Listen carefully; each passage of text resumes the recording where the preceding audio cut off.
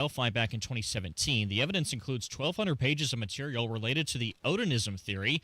The evidence was released as part of Allen's appeal efforts and includes a photo resembling the crime scene layout in a painting by confirmed Odinist Brad Holder, resembling the pose of one of the girls' bodies. It's 26 out, but it feels much colder. Potentially around 10 degrees is what it's going to feel like this morning, because as we've got wind gust increasing through the day. That's what some folks felt when they woke up this morning. Casey Fuson with the National Weather Service in Indianapolis added that gusts will go stronger as the day goes on, possibly up to 30 miles per hour. Due to the below freezing temperatures and icy conditions, today's Veterans Day ceremony in Indianapolis has been moved indoors to the Indiana War Memorial Auditorium, and with that, the parade has been canceled. The average price of gas in the state today, $2.98 a gallon, according to Gas Buddy. $2.96 is the average here in Indianapolis. The Indianapolis Colts getting some much-needed rest this week after returning to the States from Berlin. Got the bye week now, so doing some self-scout stuff, watching the game, cleaning that stuff up, and then get some rest and get ready to go for Kansas City after the bye. That's head coach Shane Steichen. The Colts are coming off the win over Atlanta in Germany. They now sit at 8-2 on the season. Steichen said Grover Stewart on the defensive line is okay after having to be evaluated mid-game. College hoops last night, Indiana State beat SIU Edwardsville 64-55. Tonight, Butler will host Chicago State at Hinkle Fieldhouse. Notre Dame is at home as well against Eastern Illinois. And tomorrow, Indiana will host Milwaukee. As for the Indiana Pacers, they're back in action tonight. They have the Utah Jazz in Salt Lake City, hoping to snap a 4-game skid. Tip-off is at 9 o'clock Eastern. Checking traffic this morning with Matt Bear. You got it, Jared. Looking at inbound 69, that is low 106th Street, 282nd. Crash on the south side. This is westbound Raymond Street at Shelby, right there at I-65. Westbound lanes have 2 left lanes blocked right now, and there is going to be a backup a little bit past that interchange. Crash on the west side, Rockville Road at Mickley Avenue by the 465 interchange, and a crash on the northwest side, Georgetown Road, south of 71st. Traffic sponsored by Moderna. Moderna mNext Spike COVID-19 vaccine, mRNA by Moderna, is here. To find it near you, visit mnextspike.com. That's mnextspike.com. I'm Matt Bear on the 5s at WIBC Traffic. Garage door problems? Call today for service today. Garage Doors of Indianapolis services all makes of garage doors 24 hours a day, 7 days a week. Call today for service today. 875-4577. Call today for service today. Get it fixed right now. Call Garage Doors of Indianapolis at 875-4577 or visit doorstoday.com. In the morning, call 875-4577. Service today. Today. At Advent, we help sleep apnea sufferers avoid the CPAP machine by getting your nose and throat working with our unique Advent approach that you won't find elsewhere.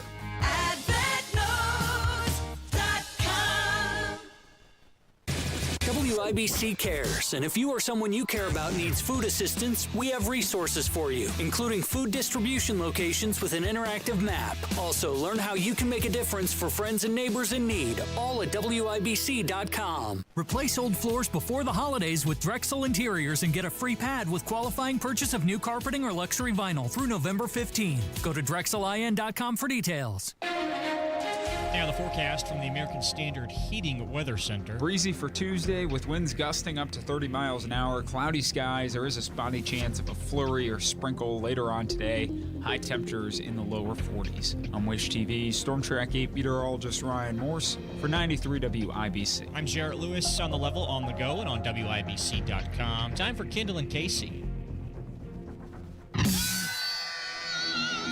You're listening to Rob Kendall. When we talk about sending money somewhere, we're talking about printing the money because we have no money. And Casey Daniels. My government would never lie to me, would they? On 93 WIBC. Oh, we've got so many people to just dump all over today. Let's not waste any time. It's Kendall and Casey show. Rob Casey's out, Ethan Hatcher's in. And let's start with the fact that everyone hates Chuck Schumer. Yes. Like, this is the one good thing coming out of this whole shutdown, and like nothing's changing. The spending is still ridiculous. We're still at Biden level, government and spending and priorities. But the one good thing coming out of all of this, and we're likely going to get some form of Obamacare continuing, but the one good thing, Ethan, is that everyone now seems to hate Chuck Schumer. Sure, but everybody hated Mitch McConnell, too, and there's a very low bar for leadership in the Senate. You don't actually think they're going to swap out Chuck Schumer, do you? I mean, they've already set the standard that if you are stumbling around and having brain freezes in the middle of press conferences, you can still retain leadership for quite a while. Well, it is fascinating. I was struggling yesterday because Schumer's been in there so long now. I was like, who was the leader before Schumer? It was Harry Reid. Harry Reid was there forever before that. But like you look at these guys, and look, any job, you know this, and you're an entrepreneur. You buy properties for a living, and then you rent them out to people. You're constantly tinkering and toiling and whatever. And so business owners don't really go through this, but I would bet a big part of your drive to own a business was when you're in any position for any length of time, it just naturally gets, unless the position is very unique, like what we do here, where there's different things to talk about every single day, you get somewhat stale in that position. You've got to fight to find ways to be creative and innovative. And these guys in the government just simply don't have any of that. Well, I think that in many ways that leadership in the government is based on not accomplishing anything, because by not accomplishing anything, you retain a certain level of stability. Look at the Republicans who are rejoicing at this deal, which will just further continue Biden-era spending, which they spent 4 years railing against. They're effectively doing nothing, because by continuing the status quo, that will, in a perverse way, upset the least amount of people as opposed to rocking the boat. Yeah, and we touched on this yesterday, in which the Democrats have become so unlikable. And this pains me because you need both parties operating at a very high level, and heaven forbid we have a third party or an independent person, operating at a high level, because they've got to be able to like check and balance each other. And we've seen here in this state that the reason Republicans behave so badly is not because people are in love with them or like what they do or cheerleading for more of it. The Democrats are just so repulsive to people. And in this case with the shutdown, the Democrats are so bad and end up looking so bad that the Republicans take some sort of victory lap and send them some sort of high horse, when all they did is lie to their constituents again and continue to fully fund almost all of Joe Biden's government. I mean, it's not a very high horse, though, because the only thing Americans can agree on is that our government sucks. Republicans have a very low trust and credibility rating. Democrats certainly have a low trust and credibility rating. Media largely has, especially mainstream, large, NBC, ABC type media entities have very low trust and credibility. So the only thing that we can agree on is that everything sucks. All right. So John Kennedy, Senator, Louisiana, Republican, he was talking about Chuck Schumer. And look, John Kennedy is always a wordsmith, and he said this was all about by the way, he was on Fox News. He said this was all about Schumer having unreasonable demands. Senator Schumer chose to have this shut down. And it's clear, it was clear at the time, it's clear now. He just dug up more snakes than he could kill. His demands were unreasonable. They were so unreasonable that they weren't even within the realm of possibility on my side of the aisle. And we were prepared to just sit there as much as it hurt. I mean, we didn't have a choice. We couldn't possibly do what Senator Schumer wanted us to do.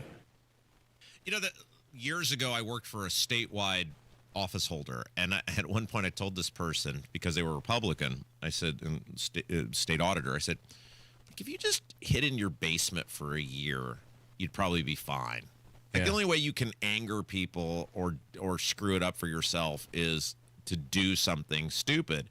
And this person kind of did that, couldn't follow those directions, and now you've seen it sort of with the skee-ball Secretary of State who can't follow those basic directions, Diego Morales. You're seeing it with the Lieutenant Governor who can't follow those basic directions. And so for I was saying all this because the Democrats, all you had to do, the Republicans were going to screw it up. The policies themselves, when you keep adding to the national debt, when you keep pushing the crony capitalism, when you don't reform the government, when you don't reform entitlements, the country's going to continue to get worse. So if you're the Democrats, yeah, it probably sucked to be in the minority for 2 years, but all you kind of had to do was just show up and keep your mouth shut, and then you were probably going to get the House and maybe even the Senate back. But they couldn't do that. They pissed everybody off over this stupid shutdown that they got nothing for. One of the things I greatly admire about you, Rob, is you have a mind like a steel trap. You pay attention to the minutia, and when it comes to knowledge of government officials, very few people are as knowledgeable as you, and especially like able to pull it up very quickly. But my question to you... I'm going to pay you to just walk behind me and say stuff all day like that. One of my questions to you, though, is, like, can you think of anything that John Kennedy has actually done? Like, don't get me wrong. I love that he is good for a hilarious soundbite. And the way that he phrases things, you called him a wordsmith. Yeah, it's hysterical. One of the sound bites that I use on my show quite frequently is, well, if you don't like cops, call a crackhead. That came from John Kennedy. But what has he actually done? Can you think of anything that John Kennedy has actually accomplished, sponsored, or been the main driving force behind? Well, no, but you can say that about almost all of these people. Right. I mean, this is all of these guys in Washington, D.C., and girls, any of them. What's going on that you go, my life is infinitely better because blank? I've asked this question at a state level. I asked this question at a local level. Like, my life is infinitely better because blank showed up. Now, you can say Trump's doing a fine job on the border and immigration, which I think he is. He's infinitely better than Biden on a lot of the foreign policy stuff. But in terms of the economy, the thing that it was the primary driver based on exit polling in the most recent election and then the presidential election, there's nothing. These guys aren't doing anything to make anybody's lives any better, and they just exist to exist. And for some reason, people keep voting for these clowns. Now, Moulton, what's his name? Seth Moulton. He is a Democrat representative from Massachusetts. He was on CNN, and he said it's time for a change. Do you think that Chuck Schumer should step aside now and let someone else lead Democrats in the Senate? I think it would be better. I think it'd be better than the status quo. And I hear this from Democrats all across Massachusetts. Everywhere I go, people say there's a leadership vacuum right now in the Democratic Party. We need new leadership. We've got to stop protecting this establishment status quo that's gotten us a second term of Donald Trump. Okay.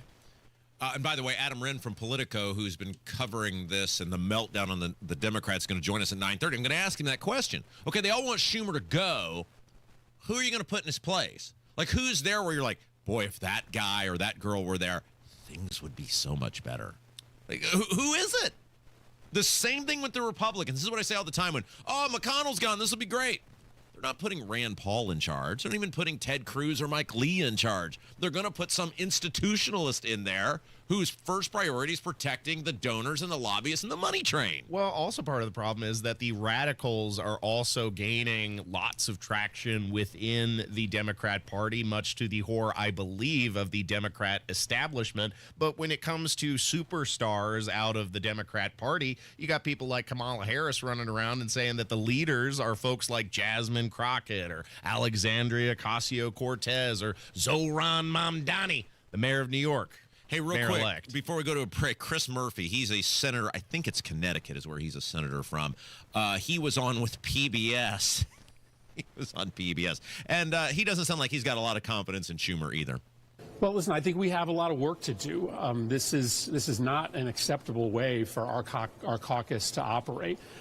Just a handful of 8 or 9 or 10 Democrats crossing over regularly with Republicans.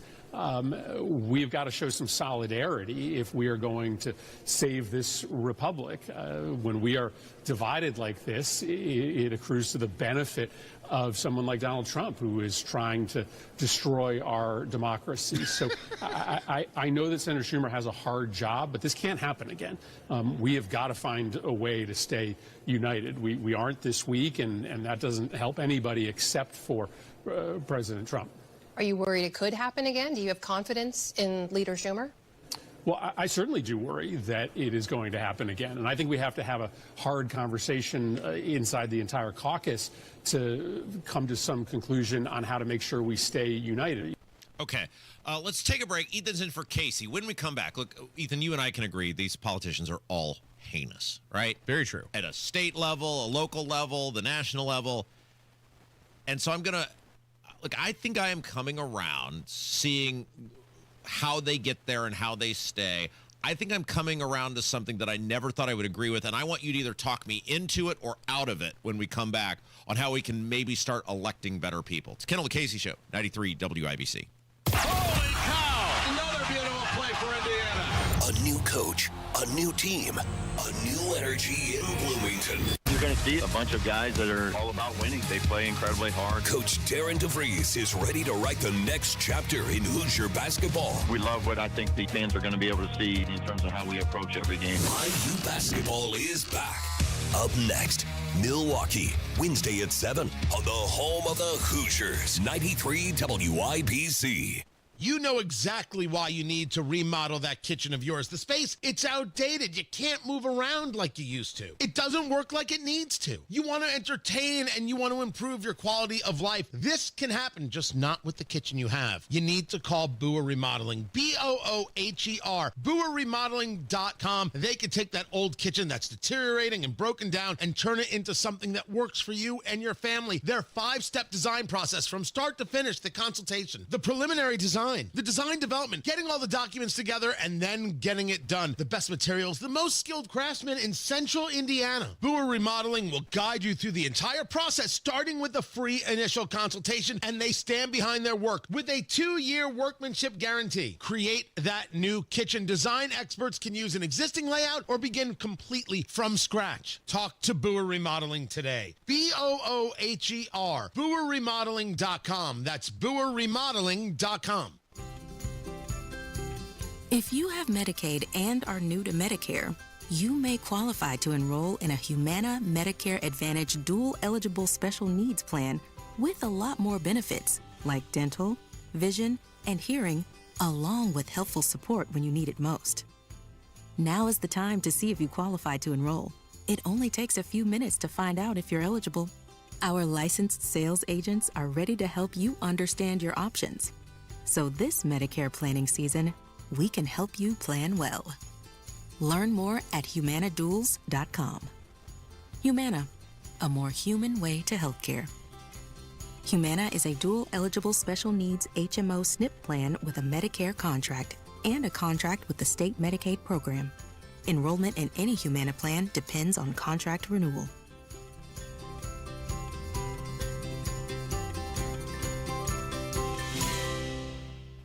Central Indiana knows tough, but your water shouldn't be. Indiana ranks among the hardest water in the country, and your home is paying the price. Kinetico's non-electric technology means no timer, settings, or headaches. Just water that works, even when the power doesn't. And the twin tank design means clean, soft water 24/7.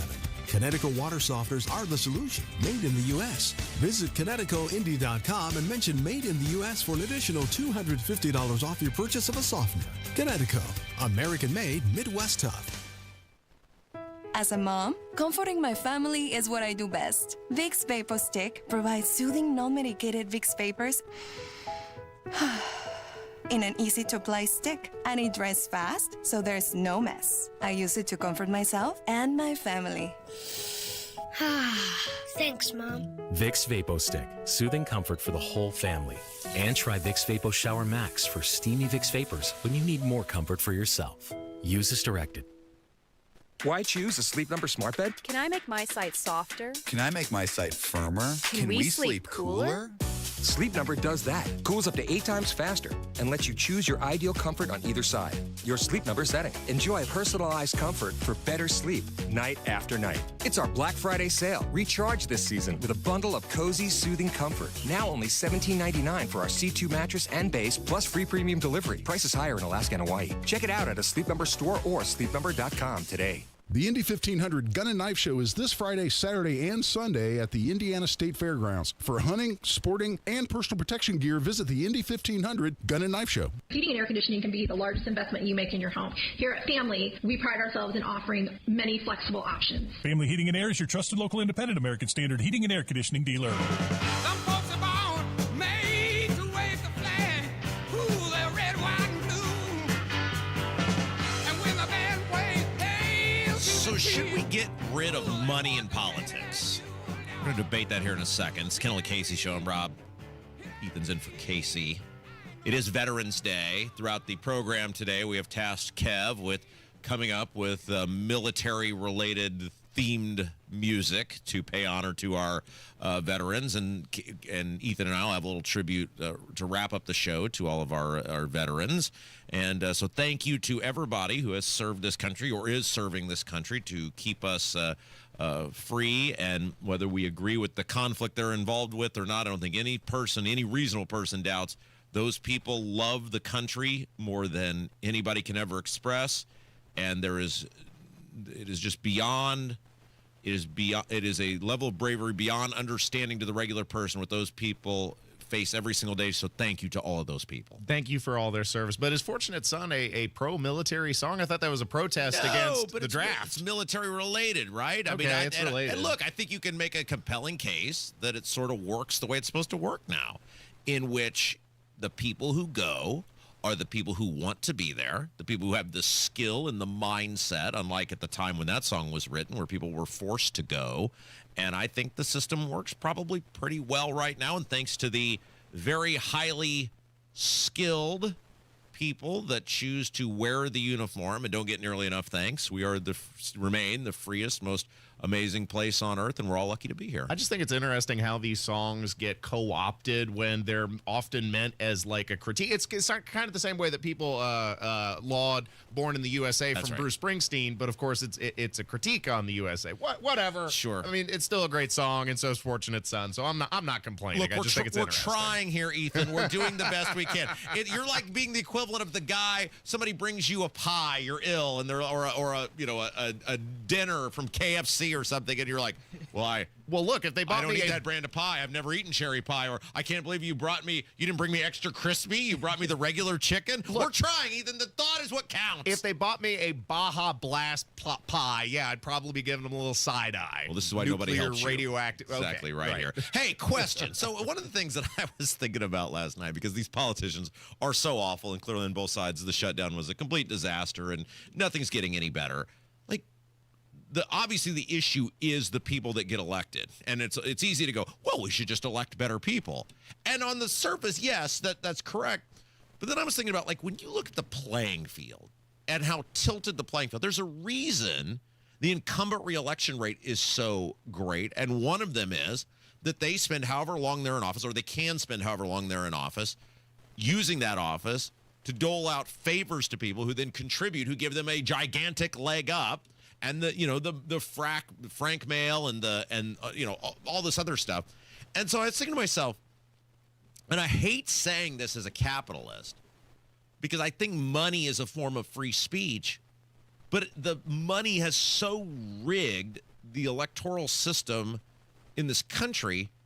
Is it time for us, even as conservatives or liberty-minded people, to say, maybe we got to get the money out and go to these publicly financed elections? So I know, right? Publicly funded elections. You just sent a shiver down my spine, Rob. I know, and I hate saying it out loud, but like, what is the answer? If some guy has 10 million and you have, like 500,000, now maybe anything can happen, but the reality is that guy who spent 4 years or 2 years, or as long as these guys are there, 20 years, doling out favors to get the donations, has a gigantic starting advantage and is 9 times out of 10 going to win because he's able to use the office to get donations. The system is not ideal, but I was doing a little bit of thinking about this last night when you put it on the template, and I looked up where they hold publicly funded elections, and most of Europe is publicly funded elections in one form or another. And the only thing that has succeeded in Europe is entrenched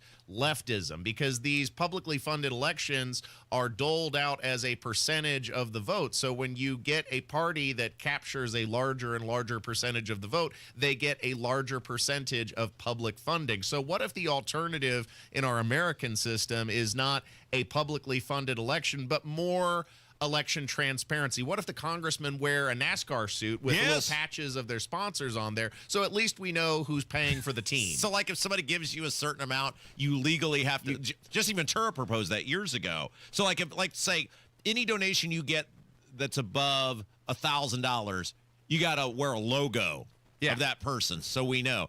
And you touched on something last night. You and I were texting back and forth about this. One of the major issues is it's so hard to track the money because of these political action committees, and it would be much easier to know who's buying who if they just said, hey, you got to give this money directly to your candidate of choosing. Because there's in the federal elections, there is a limit. What is it?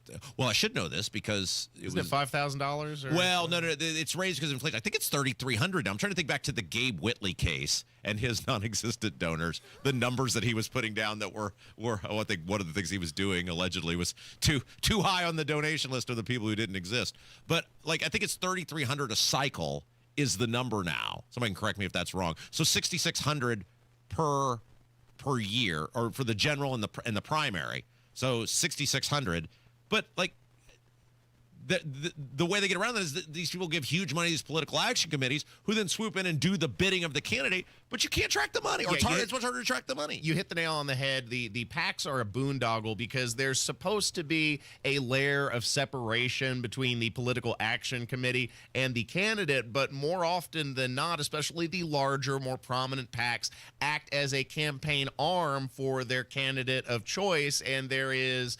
cooperation suggestions that are let out there to signal how the political action committee should behave, and makes them beholden to the candidate when they're supposed to be a separate entity. So yeah, just bring that money on over, give us full transparency, put a little patch with the logo and the names of your sponsors on your suit, and let's go. Well, speaking of patches, I have a patch, and I wear it proudly. It's the president of the Jarrett Lewis fan club. Hey, coming up next, Adam Wren from Politico going to join us talking about how outraged the Democrats in Washington are about Schumer giving in, not being able to keep control of his caucus. But in the meantime, as the official president of the Jarrett Lewis fan club, he's up next with the news, 93 WIBC. You ready to build your custom dream home? Check out Joyner Homes, based out of Greenfield. See one of their model homes in person anytime. It is a great way for you to experience the customization and quality of a Joyner Homes custom-built home. Plus, you can meet with a new home specialist to learn about their building process. Available lots if you don't already have one. Find out about floor plans and where they build. Model homes are open 7 days a week from noon to 5, and walk-ins are welcome. Find out more at joynerhomes.com. 93 WIBC Mobile News. On the level, on the go.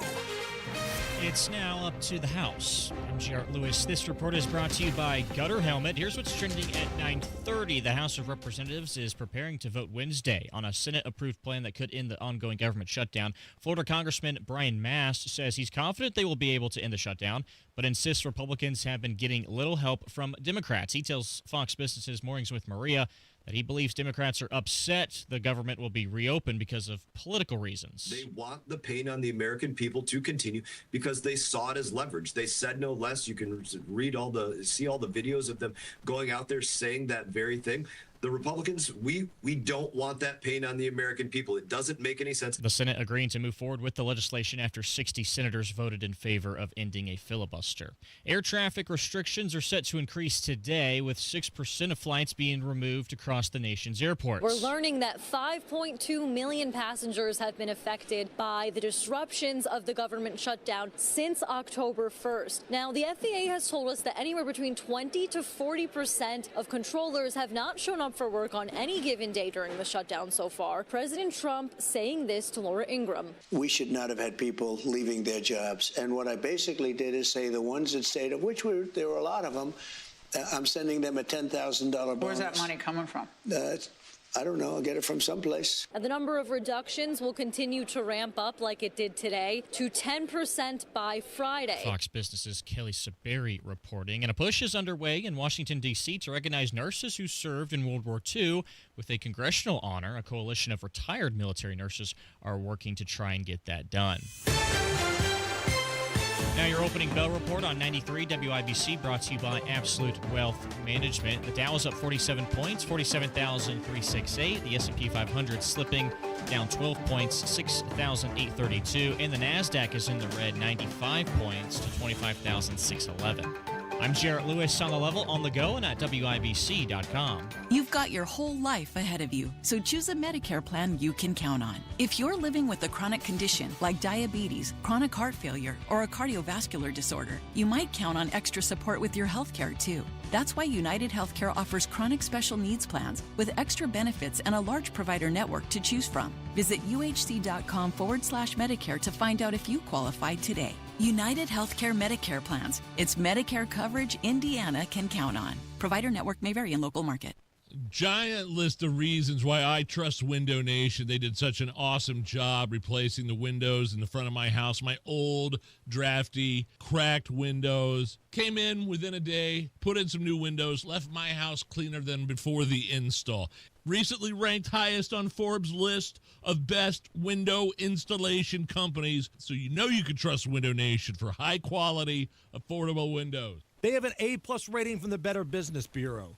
They have got over 45,000 five-star reviews, and they've came out to my house. I trust Window Nation. You can trust Window Nation. They are the best in the business, but you need to hurry. The sale ends soon.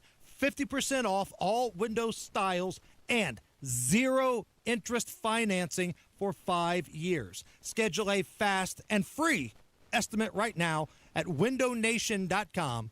windownation.com. Welcome to Tire Discounters. Oh, hiya, Phantom. Mike, is it true? What's that? Tire Discounters is offering up to $200 off sets of Goodyear tires? Absolutely. Plus free alignment and a full synthetic oil change? You got it. I'm not one to exaggerate, but that may be the best deal in the history of the world. But free would be better. Mike, don't toy with me. Through the holidays, every day we're open, someone will get their money back on 4 tires. But I... Just breathe, Phantom. Breathe.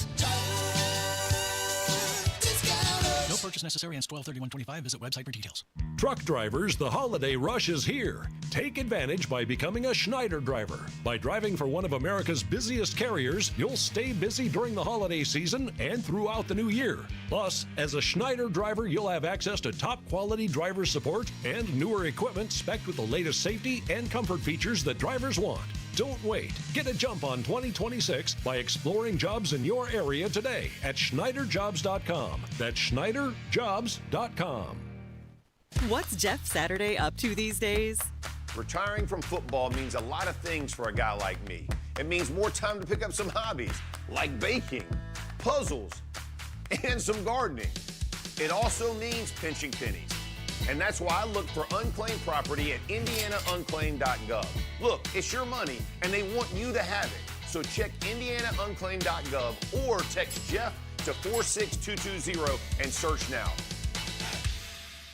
Pat Sullivan here. I've got a fall lifesaver for you, gutter helmet. You know what fall means in Indiana? Leaves, piles of them. And if you've got gutters, you've got a problem, unless you've got gutter helmet like I do. I haven't cleaned my gutters in years. Why? Because gutter helmet does the dirty work for me. This isn't just a cover. It's a patented system that allows water to flow through while the debris slides off and your gutters stay clear. No more ladders, no more scooping out soggy gunk. Just peace of mind. Thousands of Central Indiana homeowners have already made the switch. Gutter helmet has been America's #1 choice for gutter protection since 1981. And it's been protecting my home every time it rains. And right now, they're offering a 15% discount plus 12 months no interest financing. But don't wait. This deal ends October 31st. Call 800-5HELMET for your free no-pressure estimate. That's 800-5HELMET or visit gutterhelmetindy.com and never clean your gutters again. Replace old floors before the holidays with Drexel Interiors and get a free pad with qualifying purchase of new carpeting or luxury vinyl through November 15. Go to DrexelIN.com for details. Conventions Day, sat in the stands in my dress blues. So a lot of Democrats are very upset. In fact, they're calling it a complete betrayal of the fold by the Democrats in the Senate to reopen the government. Let's find out what's going on the ground. Joining us now on the WIBC hotline, one of the guys covering this story for Politico, Adam Wren, joins us now. Adam Wren, hello. Good to be with you. All right, so as we said, the headline in Politico, the story you were a part of, complete betrayal, 2026 Democrats slam shutdown deal. Tell us the response on the ground in Washington, D.C. Yeah, so essentially what we're seeing here, Rob, is an overflow of pushback towards Chuck Schumer, the minority Democratic leader in the Senate. And this has been building up all year long.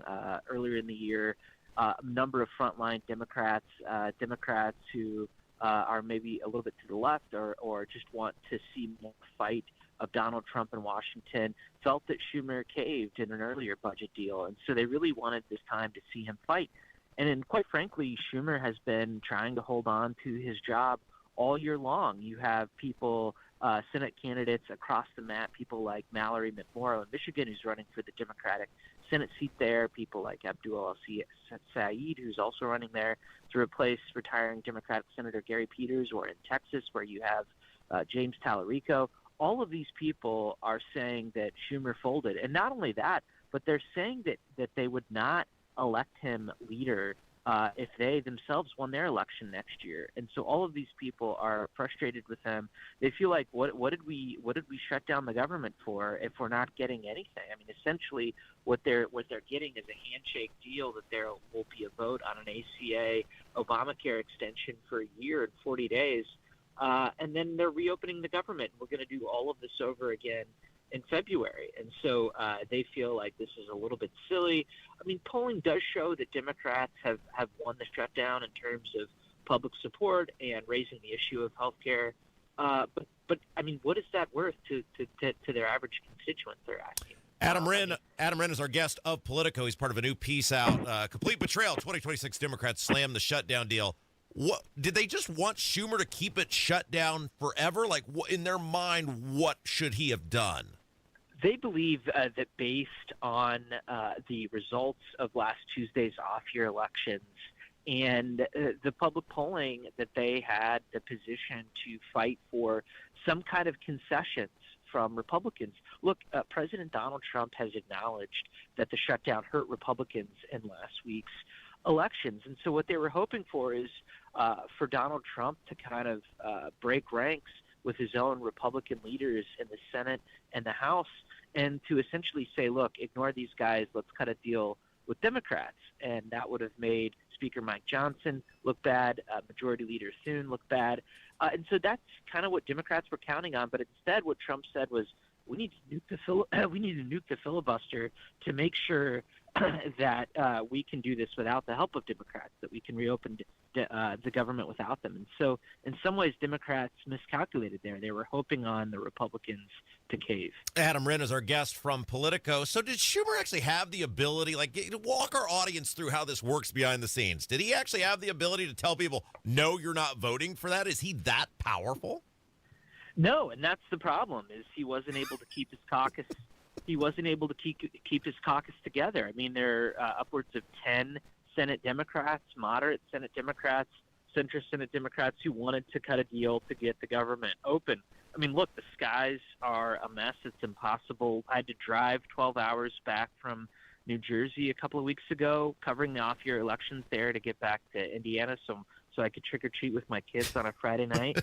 The skies are a mess. I mean, the SNAP benefits, people are going hungry. And so Senate Democrats, a number of them wanted a deal here. Federal government employees are not getting paid. Their constituents are suffering. And so they viewed their responsibility as getting the government back open. But Chuck Schumer, either enabled and empowered those roughly 10 Senate Democrats to vote yes on this deal, or he turned his head and looked the other way. And either way, even though he didn't himself back this deal, he tacitly backed it by letting his caucus break apart here.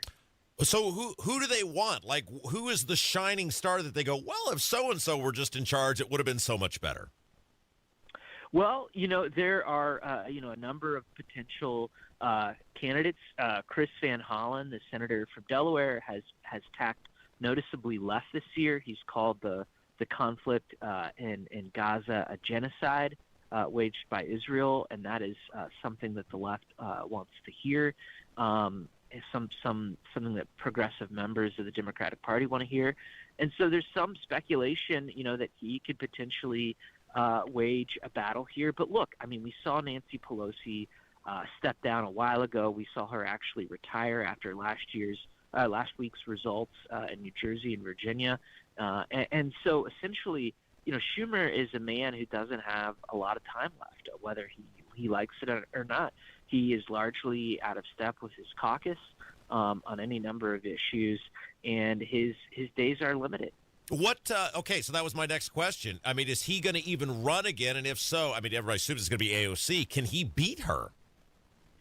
It's unclear. I mean, he does have significant name ID in the district.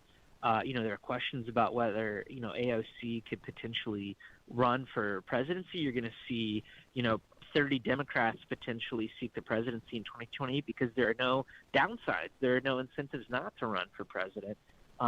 It's hard to say, but she would give Chuck Schumer a significant challenge. She's built to survive the attention economy. She's got nearly 1 million YouTube subscribers. She's got a massive small dollar donor list. And it would be difficult for Schumer to emerge from that primary.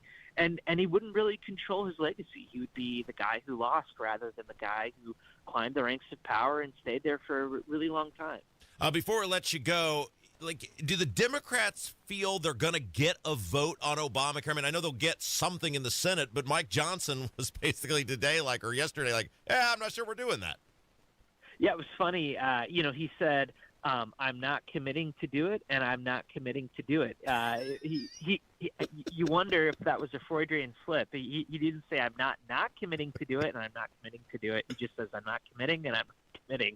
So, look, I don't know. He doesn't really owe them anything. I mean, the Democrats are in minority everywhere in government. And look, they made that argument when they went into the shutdown. They said Donald Trump controls all levers of power here, all both houses of government, and some would argue the Supreme Court. And so this shutdown is on him. And ultimately, the public bought that. But really, beyond public polling, Democrats are coming out with nothing here. I mean, maybe John Thune has told them he'll give them some magic jelly beans at the end of this, but that's really all that they've gotten for this more than 40-day, longest ever shutdown.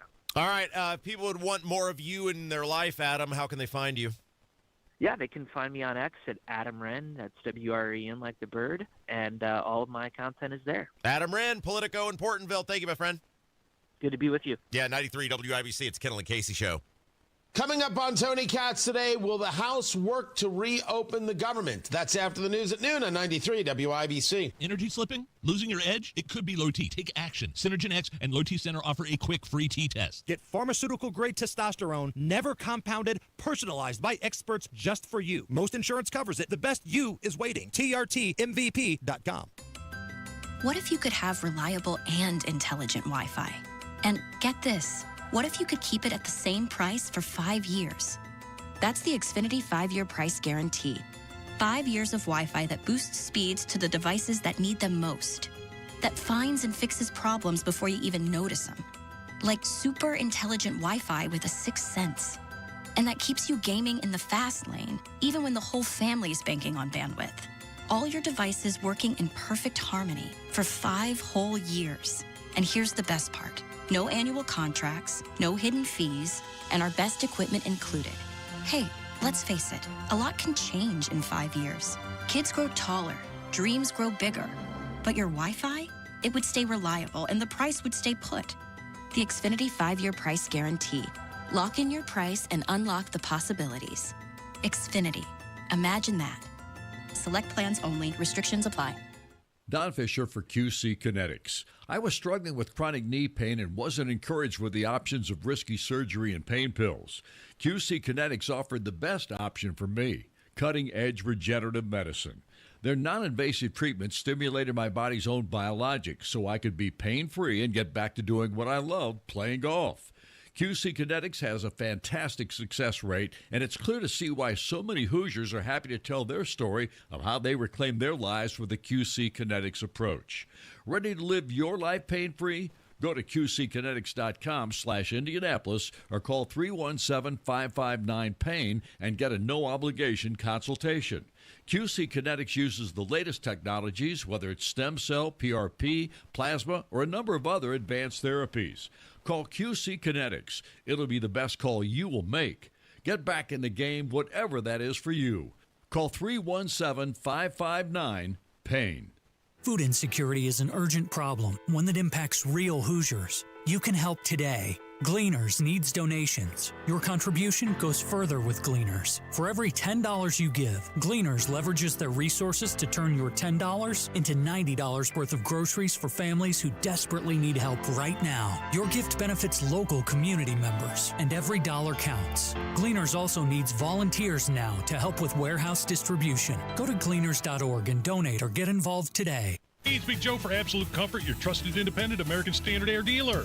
Owner Chris Wedekin sells the ductless Mitsubishi Electric Mini Split, which is a great option to heat and cool individual spaces while blending into the decor. You want your poker room to be dressed up, you could take a vinyl wrap and put on these. If you like the more modern look, they have styles in black, silver, and pearl white that would be more aesthetically pleasing for your rooms. Find out more at AbsoluteComfort.org. Absolute Comfort is your trusted independent American Standard Air Mitsubishi Electric Elite Ductless Pro dealer. David was in big trouble with the IRS. At first, I didn't owe that much, but after this year, it was out of control. Then David called Get a Tax Lawyer. Right away, they were like, oh yeah, looks like you're qualified to save. Get a Tax Lawyer went to work. Should have called way sooner. Get a Tax Lawyer has helped thousands like David fight the IRS and get a fresh start. Call 800-745-3070. That's 800-745-3070. Ease into game day at the Ultimate Colts Tailgate, happening at the Slippery Noodle, Sunday, November 30th. Doors open at 9:30. Good vibes, great food, and pregame fun with fellow fans. Proud to be an American, where at least I know I'm free. And I won't forget the men who died, who gave that life. Yeah, happy Veterans Day to all those who have served the country. We certainly appreciate you. It's Kendall Casey Show. I'm Rob Ethanson for Casey today.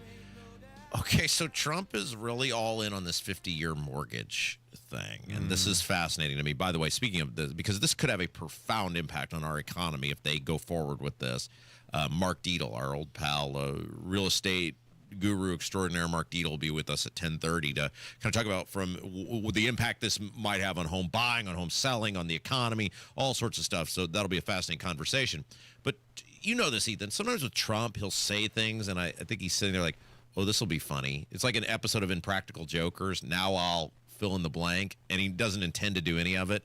Is that not part of his charm, though? I think that's part of the appeal. It's also not how you run a society as the president. Look, I agree, but Right. I'm trying to grapple and understand the popularity of Trump, and that's one of his features. So I don't know. Well, there was some report. I can't remember who did it. I saw it on the internet. It was one of these media outlets claimed that. So Pulte, Bill Pulte, I think is the guy's name. He shows up. He's the real estate guru, and he's close with Trump.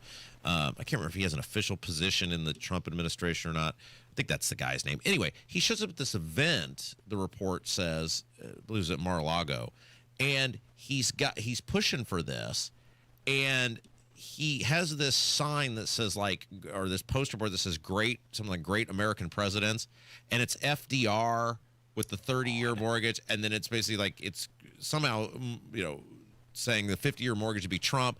And then it's whatever Trump ended up putting up on social media, and people are outraged that this guy did this. And it's like, yeah, but shouldn't the president have more self-control if indeed that's the way it went down? Like, shouldn't the president be able to see something and go, oh, I'm gonna think about that a little bit. I mean, especially when the direct comparison is between yourself and FDR. That's not an alarm bell sounding. But Bill Pulte is the he's the director of the Federal Housing Finance Agency and chairman of Fannie Mae and Freddie Mac. So that he definitely has a position. And what a wonderful institution Fannie Mae and Freddie Mac are. Well, I don't know if you're this way, that it's so hard because these administrations change over so much. It's so hard to figure out who's in, who's out, who's just an advisor, who's somebody official. So yes, he would have a massive say in this. By the way, according to Wikipedia, he's 37 years old. It's pretty young. What are we doing with our lives? We're here. Well, I want to be here, so I'm happy to be here. Okay. Anyway, Kevin has a little. So Trump was asked about the 50-year mortgage. I think this was with Laura Ingraham on Fox News, and this is what he had to say. housing costs are still out of reach. And another thing that your administration is trying to tackle, many Americans, the average age of first-time home buyers are now up to age 40, which is sad.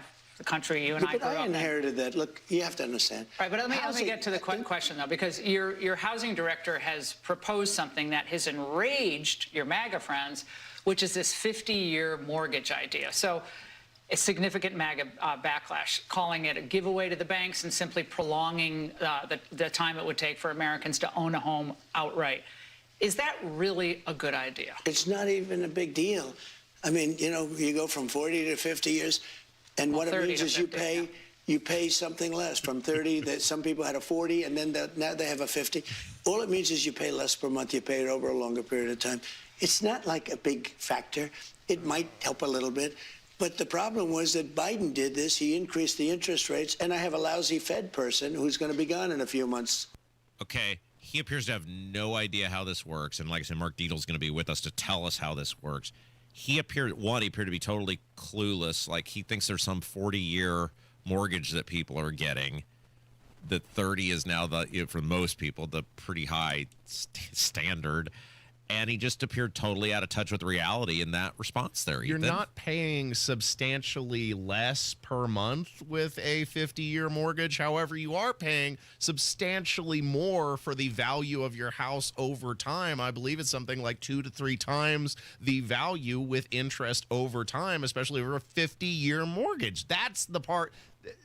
What you are encouraging, Donald Trump, is debt slavery. Yeah, and you've seen this, and we'll talk to Mark Dietl about this coming up at 10:30. You basically sort of had this, and have had this, and it was a disaster, which was those interest-only type loans. And you're basically renting. If you have a 50-year mortgage, you're essentially renting whatever house you're in, and you're never, probably the average person is never paying that off. You're never going to live in a house. Most people for 50 years or anywhere close to that, and all the fees and everything else that are associated. I mean, it's a recipe for disaster, especially if you have some sort of downturn in the housing market based on what you can or can't sell your home for. And then also you're creating generational debt, because in many cases when you're not paying off that mortgage, then it's your family who will inherit that bill and continue to pay. Yeah, I mean, so again, we will do a very deep dive on this coming up at 10:30 and find out how this could impact not just the real estate industry, but central Indiana, buying and selling homes. Mark Dietl will be with us for that.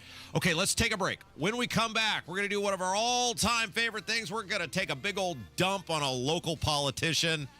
Hypocrisy alert on the way. Ethan's in for Casey. 93 WIBC. Still today, 'cause there ain't no doubt I love this land. God bless the USA. My house has a new glow. I love my windows. Universal Windows Direct. Hey, it's Rob. Right now, buy 2 windows, get 2 free, and 36 months of 0% financing plus a bonus $1,000 off. Restrictions apply. Call 317-659-7574. Like me, you'll be saying, I love my windows. I love my windows. They've got that brand new home effect. Universal Windows Direct. Another accident? What happened? Our truck driver got cut off, and they're getting blamed. No witnesses, no proof, and insurance is skyrocketing. Wait, our drivers shouldn't take the blame for this? Exactly why we need Samsara. Their AI dashcams show real-time video proving when our drivers aren't at fault. So we protect our drivers and avoid false claims? Yep. Companies using Samsara have exonerated their drivers and saved millions on insurance. Protect your drivers and your bottom line at Samsara.com. Samsara. Operates smarter. At WIBC, banking is about more than numbers. It's about relationships. For over 150 years, we've been helping individuals, families, and businesses reach their goals with personalized service and local decision-making. Whether you're opening your first account or planning your next big move, we're here with the tools and support to help you move forward with confidence. WIBC Bank, your partner for life's moments, both big and small. Member FDIC. You've built an extraordinary life. Don't let the unexpected slow you down. Offering heart, lung, and vascular scans for people aged 40 and up who meet certain criteria. Franciscan Health's $49 screenings could detect early signs of heart and vascular disease or lung cancer before any symptoms appear. No physician referral needed. Don't wait. A quick scan could save your extraordinary life. See if you qualify for a $49 screening at franciscanhealth.org/screening bundles. You get up early on snow days because snowed in is not an option. The Kubota Snow lineup of compact tractors, RTVs, and versatile attachments are built to thrive in the winter. Right now, bring home select Kubota equipment with 0% financing available or save up to $5,250. Now through December 31st. See us or go to KubotaUSA.com for full disclaimer. Stop by McAllister Machinery in Indianapolis to see their full line of Kubota or visit them online at McAllisterKubota.com. At Advent, nasal congestion and sinus infections can be solved with an in-office 20-minute procedure. Elsewhere, expect surgery.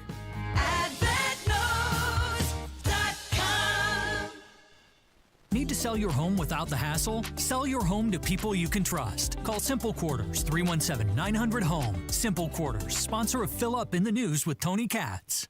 JTV, Jewelry Television. With 80,000 jewelry looks, we're kind of a big deal. Even bigger with new lines of designer handbags, fragrances, and more. And biggest of all, because you could win a 7-night stay in Bali, spending money, and thousands worth of JTV jewelry, making you kind of a big deal. Enter by December 7th at jtv.com/sweepstakes. No purchase necessary. Then watch JTV on TV or shop jtv.com for big holiday deals. Oh no, stomach issues again? Stomach issues? Who are you? Your pancreas. I could be the real reason for your diarrhea, gas, bloating, stomach pain, or loose oily stools. I thought it was my stomach. People often do, but any of these symptoms could mean having a condition called exocrine pancreatic insufficiency, or EPI. With EPI, the pancreas doesn't release enough enzymes to break down food, but EPI is manageable. Use the symptom checker on identifyepi.com and speak with your doctor. That's identifyepi.com. Sponsored by AbbVie.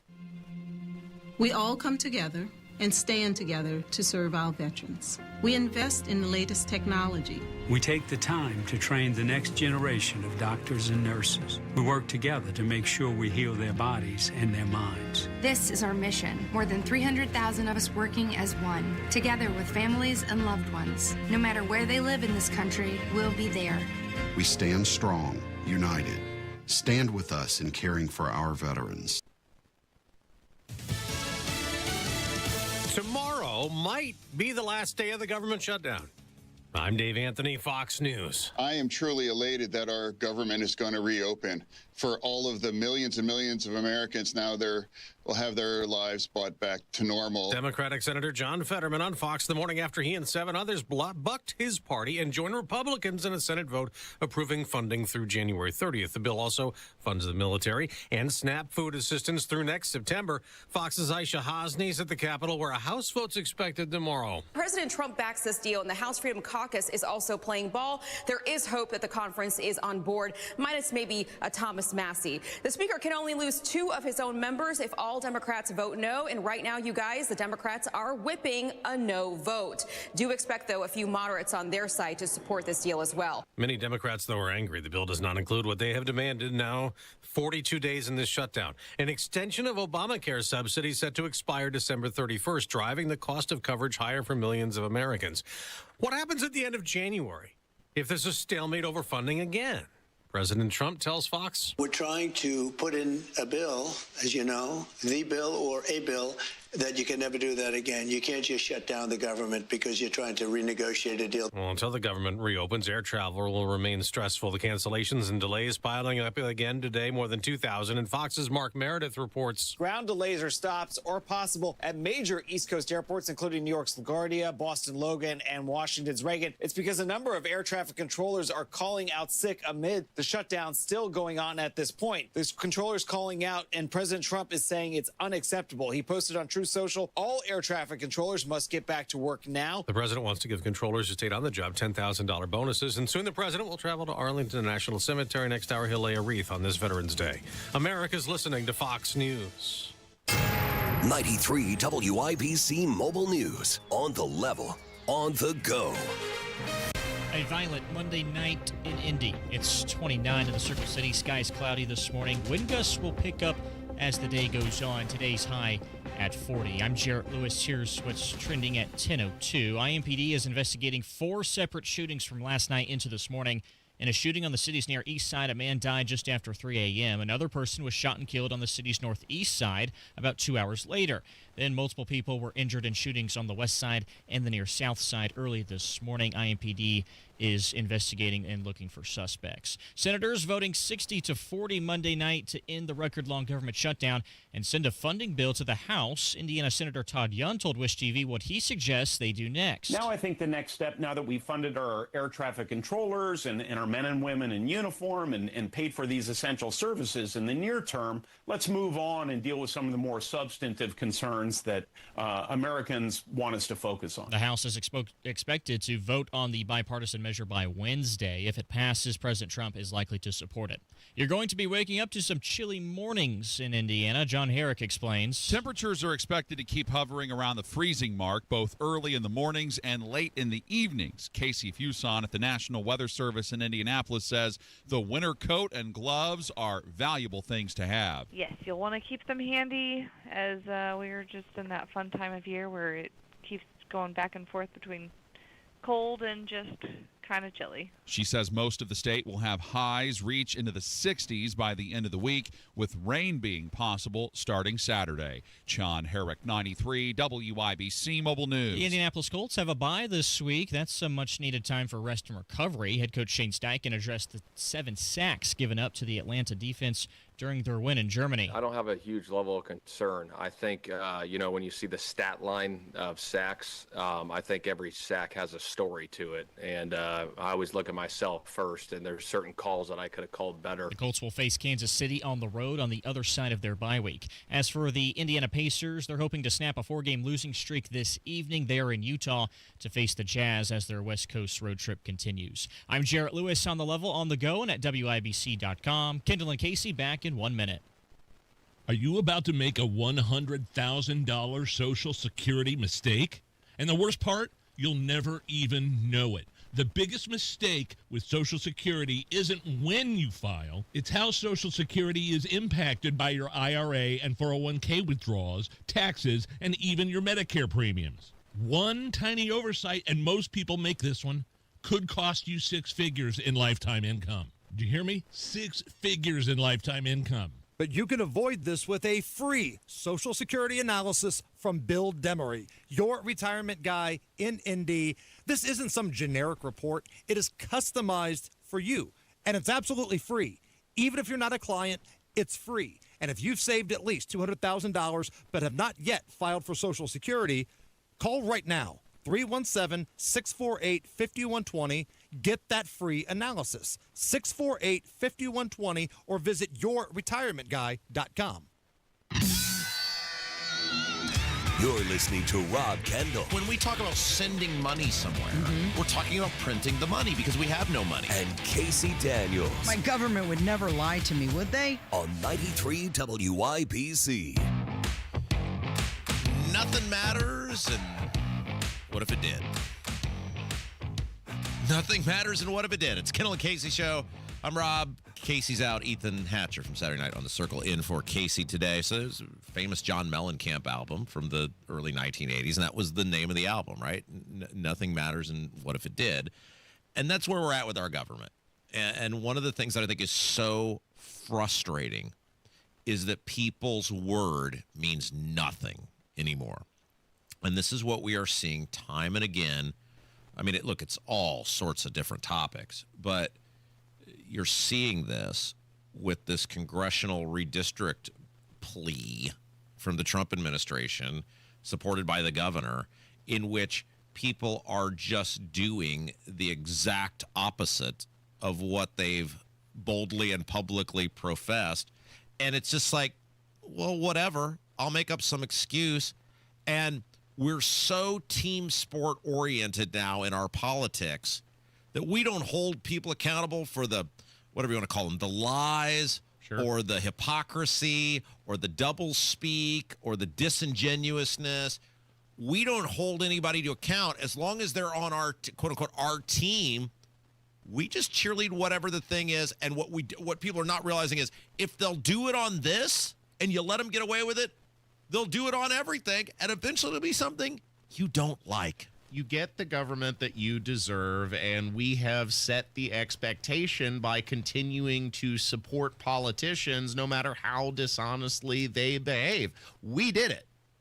So the Capitol Chronicle has an article out that Senator Eric Koch, he's a Republican from Bedford, has now said he's coming out in support of redistricting, which itself, I guess, is okay.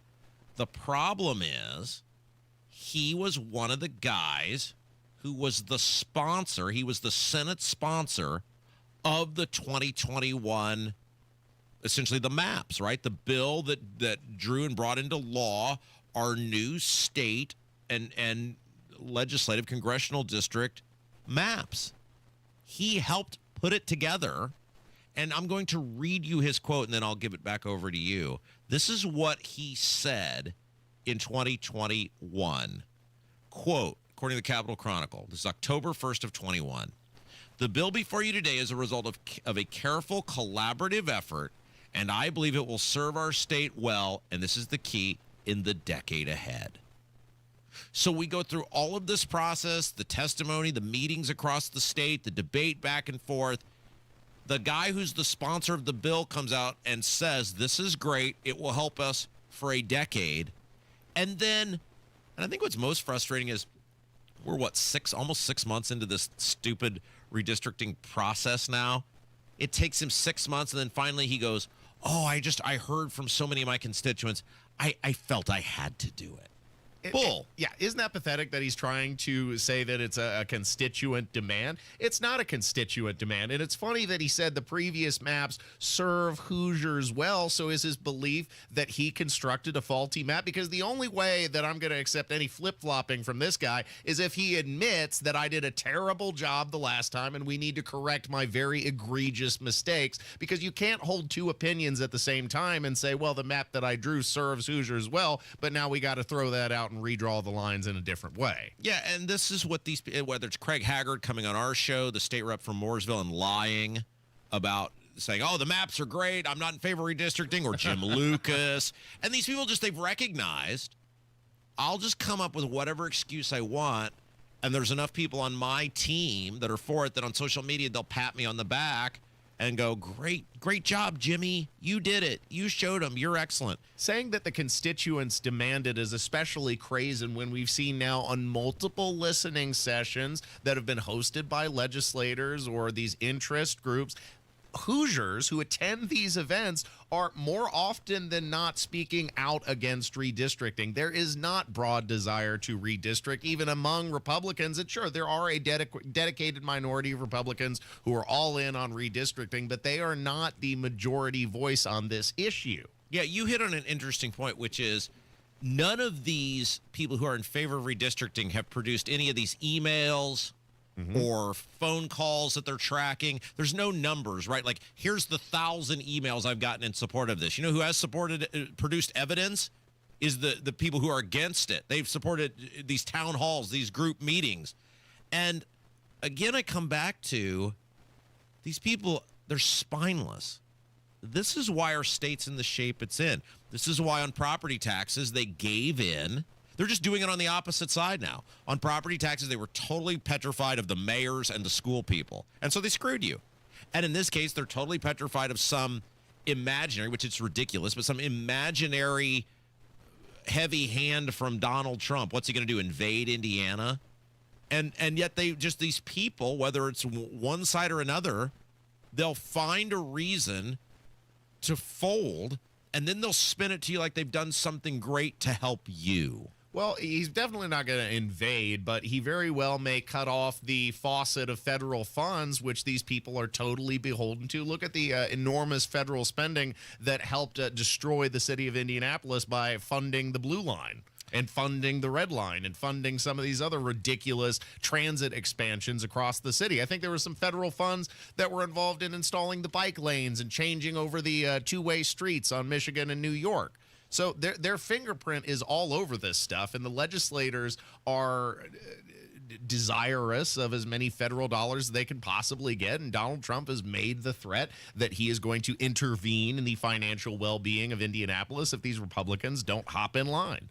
So it's interesting because Tony Katz and I have markedly different views on this. And people said, oh, you guys should get together and debate. And that'd be great. It would probably be entertaining. But at least with Katz, like, he just admits he wants the politics, right? He's not, he and I are like, we can debate it all day long. We're coming at it from different angles. I find zero value in the Republican Party.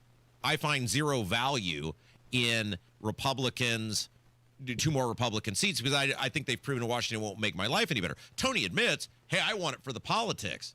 What I want is better government. What I want is an honest government. And I'm not, and where Tony and I come at it differently is, I'm not, in my mind, seeing any benefit to putting 2 more Jennifer Ruth Green type people or Shreves in Washington. What gets me is where Tony is honest about what he wants. These politicians, other than save somebody like Andrew Ireland, now he sounds utterly ridiculous. When a guy like Andrew Ireland will go all in on something like this, but he has no opinion, publicly espoused opinion on the IEDC audit, which showed hundreds of millions of dollars of conflicts of interest at best, total corruption at worst, depending on how much you actually dig into it. When guys like that are such Billy badasses on this issue, which doesn't help anyone, and this is why people have so recoiled against it. They look at the governor, they look at the legislature, and they say, why don't you spend this effort and passion on something that actually helps me?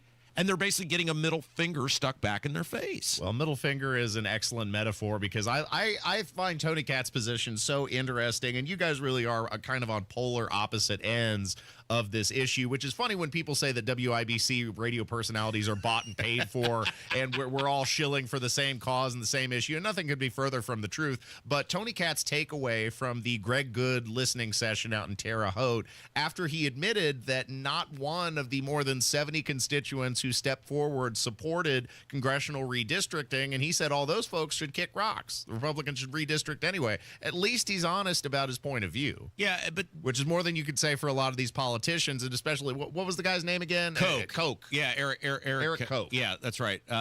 So, but the point on all of this is, so they're at 13. If you do the math now, they're at 13. They need to get to 25. So Beckwith can bend the knee and do what Braun tells him to do because he's totally beholden to Braun now. So they've got to get to 25 in order to get this thing passed. Didn't Micah say that he was going to be a check on the governor's seat? Oh, Ethan, you and your drugs. You're so silly. That was a long time ago. That was a long time ago. I mean, it wasn't that long ago. Well, it was about a year ago. Things happen. People do things. People get put in various positions, and they change their mind. I mean, this happens all the time, right? Yeah, it's amazing how quickly their mind is changed after they secure the elected office. That's right. Yeah, well, Homer Simpson once said, I guess some people never change or quickly change and then quickly change right back. But the point of all this is they've got to get to 25. They're at 13 right now by most counts, and that means they've got to convince 12 of these people. But what do you? I know I've told this story before, but there was a great documentary on baseball that came out in the mid-'90s. In fact, it came out during the strike of 1994. Ken Burns, who's a famous documentary producer, he's Civil War and all sorts of stuff. He did a massive, it was like an 8 or 9 part documentary on the game of baseball, history of baseball. And one of the things that they chronicled in this documentary was the collapse of the 1986 Boston Red Sox. And the Red Sox had not won a World Series since 1918. They have this great team. They go to the World Series. They're playing the New York Mets. They're up 3-2. Game 6, they go to the 9th inning with the lead. And the team falls apart, and it culminates with the ball going through Bill Buckner's legs, which is one of the most famous plays in baseball history. And Doris Kearns Goodwin, who is a famous presidential historian, and from Boston, Massachusetts area, is interviewed as part of this documentary. And what people forget about that World Series is there was still a Game 7 to be played. If the Red Sox had won Game 7, they would have won the World Series. That was Game 6 where the Buckner collapsed. But she said, to Red Sox fans, that was our moment. Right? Like Game 6 was our moment because we had the celebration ready, where they were down to the last out. Everybody was fired up. And so in a weird way, even if we had won, we had already lost because we were denied that moment of celebration because like so much energy had gone into that. And that's sort of what this feels like. Like after 6 months of this and all the time and effort and lies that have been told. I mean, even Braun, hey, if we don't get it done by November, it ain't happening. Well, when are they meeting? They're meeting in December now. Even if you get this done, you've pissed so many people off and you've opened so many people's eyes to what a bunch of do-nothing fraudsters you guys are on things that matter, but you'll move heaven and earth for this thing. Even if you guys win, they sort of already lost. Well, yeah, you've also opened yourself up to a potential incredible blunder if the Senate doesn't actually pass congressional redistricting and thumbs their nose at the governor, then he's going to look like a buffoon. Oh, wouldn't that be great? Yes. Hey, when we come back, big news, Ethan. It turns out men do have an advantage against women in sports. And the Olympics have finally come around to this. A big announcement from the Olympics. We'll talk about it next. 93 WIBC. It's day 42 of the government shutdown. 93 WIBC. Senate Republicans promised a separate vote in December on a health care bill. What happens next? I'm sending them a $10,000 bonus. Where's that money coming from? I don't know. I'll get it from someplace. Happens here. Final vote last night approved government funding through January 30th. Stay in the know. Gunfire on the east side of Indianapolis. While you're on the go. One man was killed. While the shutdown continues, the flight troubles persist at airports. On air, online, and on Alexa.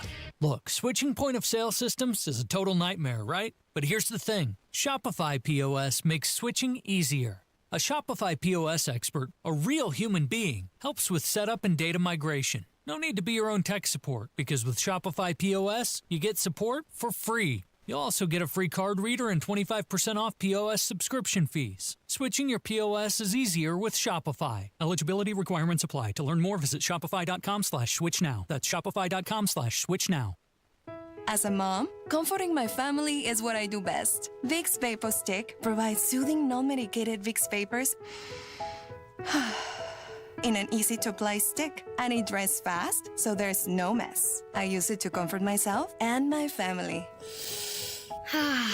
Thanks, Mom. Vicks Vapo Stick, soothing comfort for the whole family. And try Vicks Vapo Shower Max for steamy Vicks Vapors when you need more comfort for yourself. Use as directed. Hey guys, it's Rob for our friend Mark Dietel. You know, Indianapolis real estate market is strong, but it's not easy. Now is a good time to sell only if you hire a real estate team that knows how to aggressively market your home like Mark Dietel Realty. Maybe you want a fast, guaranteed, no-hassle home sale, but don't want to give up hard-earned equity to do it. Mark Dietel guarantees your home sold at a mutually agreed-upon price and deadline, or he will buy it.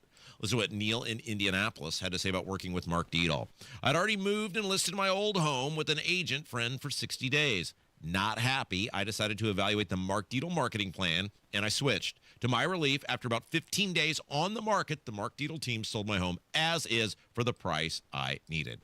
Call the local Indianapolis agent I trust and recommend, and the agent who guarantees your home sold or he'll buy it.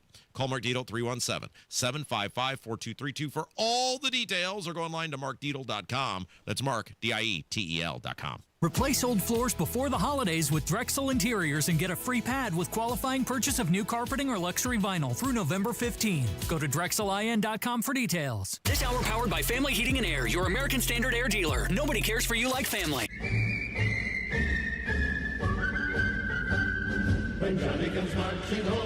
It is the Kendall Casey Show. I'm Rob. Ethan's in for Casey today. Thank you again to all those who have served our nation as we celebrate Veterans Day, and thank you for that service. We appreciate more than you'll ever know, and hope you enjoy and have a fabulous day. All right, so Ethan, this is going to come as a shock to you, but it turns out now the Olympics are starting to acknowledge that men have a sizable advantage against women when it comes to athletics.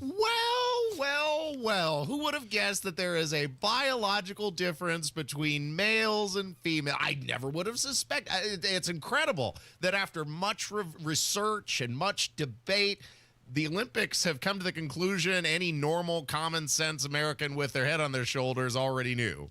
Yeah, according to the Daily Mail, amongst others reporting this, that there is likely to be pretty much a complete transgender ban on women competitors for the 2028 Olympics, which I believe is at Los Angeles, right? I think those are going to take place in Los Angeles. And look, it was on full display in 2024. Was it Paris was where the Olympics were? Yeah, it was in Paris. With that boxer where there was basically a person who many people considered a man was just beating the snot out of these women. And it's like, you can't. That's one thing to say somebody can run faster or, lift a little more weight or whatever. But when you've got on full display a dude in their box, or what many people consider to be a dude boxing against women, people are like, this has to stop. But it shouldn't have to get to this. It shouldn't have to gone to this. But that's where we are. I mean, when you graph the performance of male athletes versus female athletes, and nobody is taking away that female athletes can be very talented and can push their bodies very hard, just like male athletes can. But there are differences in the way their biological makeup affects their ability to perform. Men have longer legs. They can run faster. They have more muscle mass. They have denser bones. They have inherent advantages to athletic performance that female competitors simply do not. So to have delineation between these genders in their respective sports is only natural and only common sense. All right. Trump said this, and we'll get into a lot more shutdown stuff coming up next hour. But before we get to Mark Dietel, I wanted to did you see that Trump just casually was like, I'm giving all the air traffic controllers who worked during the shutdown $10,000? I did see this. I'm a little bit torn because I do think they may need a little bit of bonuses for coming in because, look, if anybody is working for a month and a half without a paycheck, it can put a serious dent in your finances, in late fees, in unpaid bills, in unpaid rents, and unpaid mortgages, etc. And you may have to dig yourself out of the hole. So I think $10,000 is a little bit of overkill, but rewarding people for their efforts, I think, is probably fair. Well, and we're not going to play the audio, but he was on with Laura Ingraham yesterday. We played some of that ridiculous 50-year mortgage stuff last hour, where he just appeared to have no idea how mortgages work, and he thought there were these 40-year mortgages that people have, and she corrected him on it, and he was just like, well, whatever, it'll be fine. He did this on this thing too, where she asked him, how are you going to pay for this? Oh, I don't know. I'll get it from somewhere. And first of all, I'm against this because when you work for the federal government, depending on what your role is, part of the deal you sign on to is, hey, you get a lot of nice perks. And and God bless the people that are air traffic controllers. Thank you for your service, all of that stuff. But part of the deal, just like a contract that I sign here has its little quirks and perks and everything else, is you get stuff, you give stuff. And one of the things with the federal government is, my understanding, as it's been reported, is in those cases, you agree to show up to work. This could happen. This is a thing. You get paid well. You get a lot of benefits working for the federal government. But part of the deal is if the government shuts down, you may go through a lapse in pay. Now, they're rare. I think the last one was, 6 years ago. But you sign up for that. So do we give bonuses for people doing the thing that they agreed to and sign up to? Isn't the bonus already sort of factored in the pay and benefits of working for the federal government? Well, I think most Americans are kind of living paycheck to paycheck. There's very little fat on the bone, and I think that would apply for air traffic controllers too. I don't know. Maybe they're generously compensated and just poor money managers, but I can only sympathize with individuals who have gone almost a month and a half without being paid. Sure, but he just pulls it out of his ass. Well, I'm going to give him $10,000.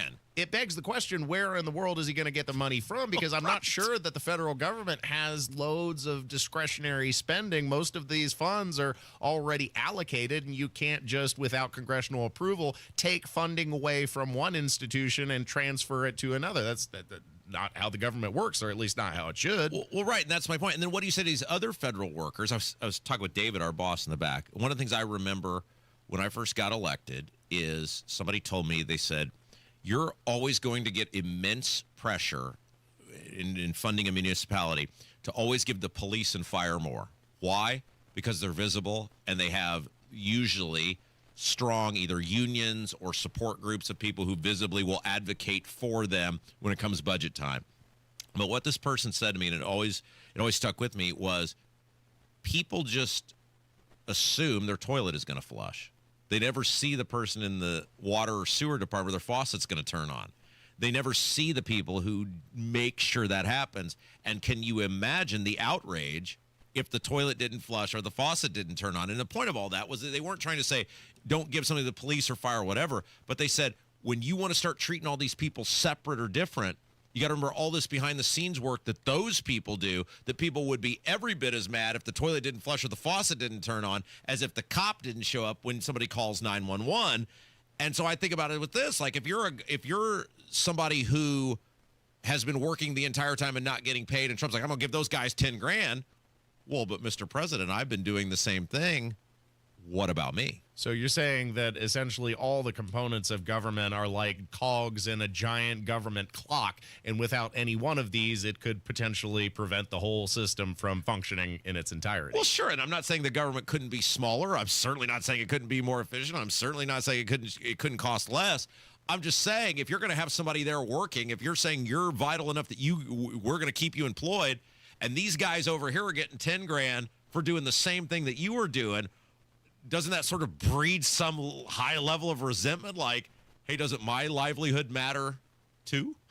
No, you bring up an excellent point. That would sort of breed contempt and resentment. Which is why you can't do it for anyone. All right, let's take a break. When we come back, Mark Dietel is going to join us, real estate guru extraordinaire. We're going to talk about this 50-year mortgage proposal. What sort of havoc, chaos? Well, who knows? Maybe it would be a good thing for the real estate industry. We'll talk about it next. Kendall Casey Show, 93 WIBC. So the weather is finally starting to cool down. Make sure you and your family are prepared with AAA Hoosier Motor Club memberships. Whether it's a flat tire, dead battery, running out of gas, locking your keys in the car, AAA has your back. Anytime, anywhere, 24/7, 365. And it's not just roadside assistance. AAA members enjoy exclusive perks at local favorites like Ruoff Music Center, the Indianapolis Zoo, Symphony on the Prairie, and more. You also get free travel planning and discounts on hotels and rental cars. It practically pays for itself. So if you're looking for that peace of mind on the road and more money in your wallet, do yourself a favor and visit AAA today. Get your AAA membership at AAA.com or call 844-GO-AAA-GO or visit your local AAA office. And don't forget to ask about their competitive insurance rates, auto, home, life, and more, because you don't have to be stranded on the side of the road to get help from AAA. Picture this. Your career ends, your paycheck stops. Suddenly you're conducting your retirement with no sheet music. Don't let that happen. I'm Jason Hutchins, and after years of guiding Hoosier families through retirement planning, I put together some of the most important lessons into one simple, easy-to-read book, Orchestrate Your Retirement, a guide to composing a financially tuned plan. Get a copy mailed to you at no cost. Call 317-660-929. That's 317-660-929. This book is packed with real-world stories and strategies on income, Social Security, taxes, and how to protect what you've worked so hard to build. Call Guardian Wells Financial at 317-660-929. That's 660-929 and ask for your copy. No pressure, no strings attached. Supplies are limited, so when they're gone, they're gone. Orchestrate your retirement. The rhythm of your future starts here. Investment advisory services offered through Creative One Wealth LLC, a registered investment advisor. Guardian Wells Financial is not affiliated with Creative One Wealth or with any government agency. Licensed insurance professionals. 93 WIBC Mobile News. On the level, on the go. They are putting it in the House's hands now. I'm Jarrett Lewis. It's now 10:30. Several members of the Senate Democratic Caucus joined Republicans in advancing a government funding bill out of the chamber yesterday. Iowa Republican Senator Joni Ernst joined Fox Business's Varney & Company, applauding the Democrats who helped break the filibuster. What we saw was a great bipartisan effort with those 8 Senate Democrats joining us to reopen the government. The bill now heads to the House before it's sent to President Trump's desk. The deal did not extend health care subsidies that were supposed to end at the end of this year, but it does allow for a vote on the issue next month. Air travel still facing challenges. On Monday, more than 2,400 flights were canceled and more than 9,500 were delayed, according to FlightAware. Though the spending bill has passed, travelers could still have their flights impacted even after the shutdown ends heading into the holiday season. President Trump's plan to give Americans payments from tariff revenue would increase federal deficits. A proposal to pay low and middle-income Americans $2,000 a person from new tariff revenue would cost about $600 billion, according to a study from the Committee for a Responsible Federal Budget. The analysis assumes the payments would go to both adults and children, similar to COVID-era payments that were made.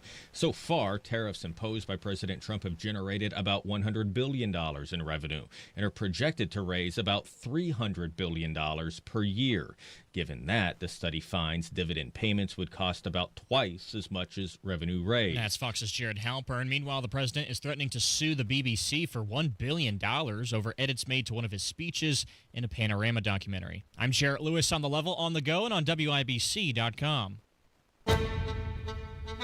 Barack Obama is back and pushing Democrat-run states like California to rig the midterm elections and put more leftists in Congress. Joe Biden already counted illegals in the 2020 census, but they still want more. We've watched the Democrats destroy our country.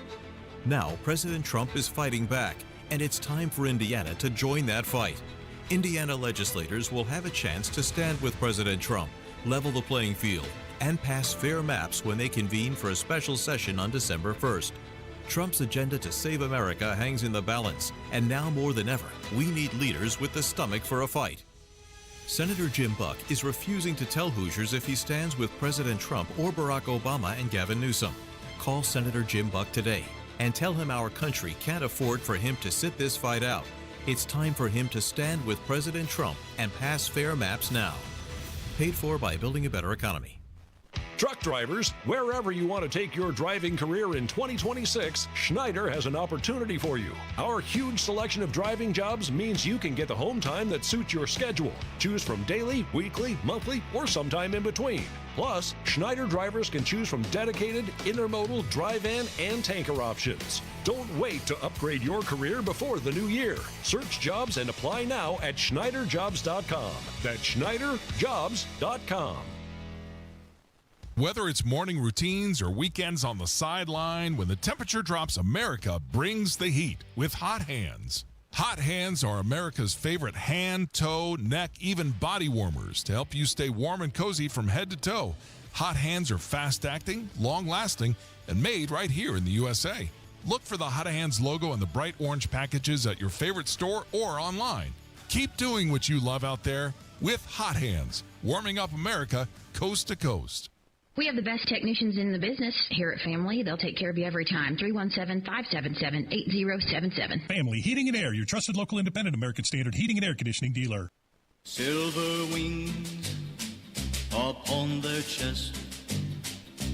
These are men, America's best. So the president has proposed a 50-year mortgage. A lot of people expressing a lot of concerns. Let's talk to an expert on how it might affect the real estate industry, home buying, and home selling. It's Kendall Casey Show. I'm Rob. Casey's out today. Let's go to the WIBC hotline, joined by our great friend, real estate agent extraordinaire here in the state of Indiana, Mark Dietel joins us now. Mark Dietel, hello.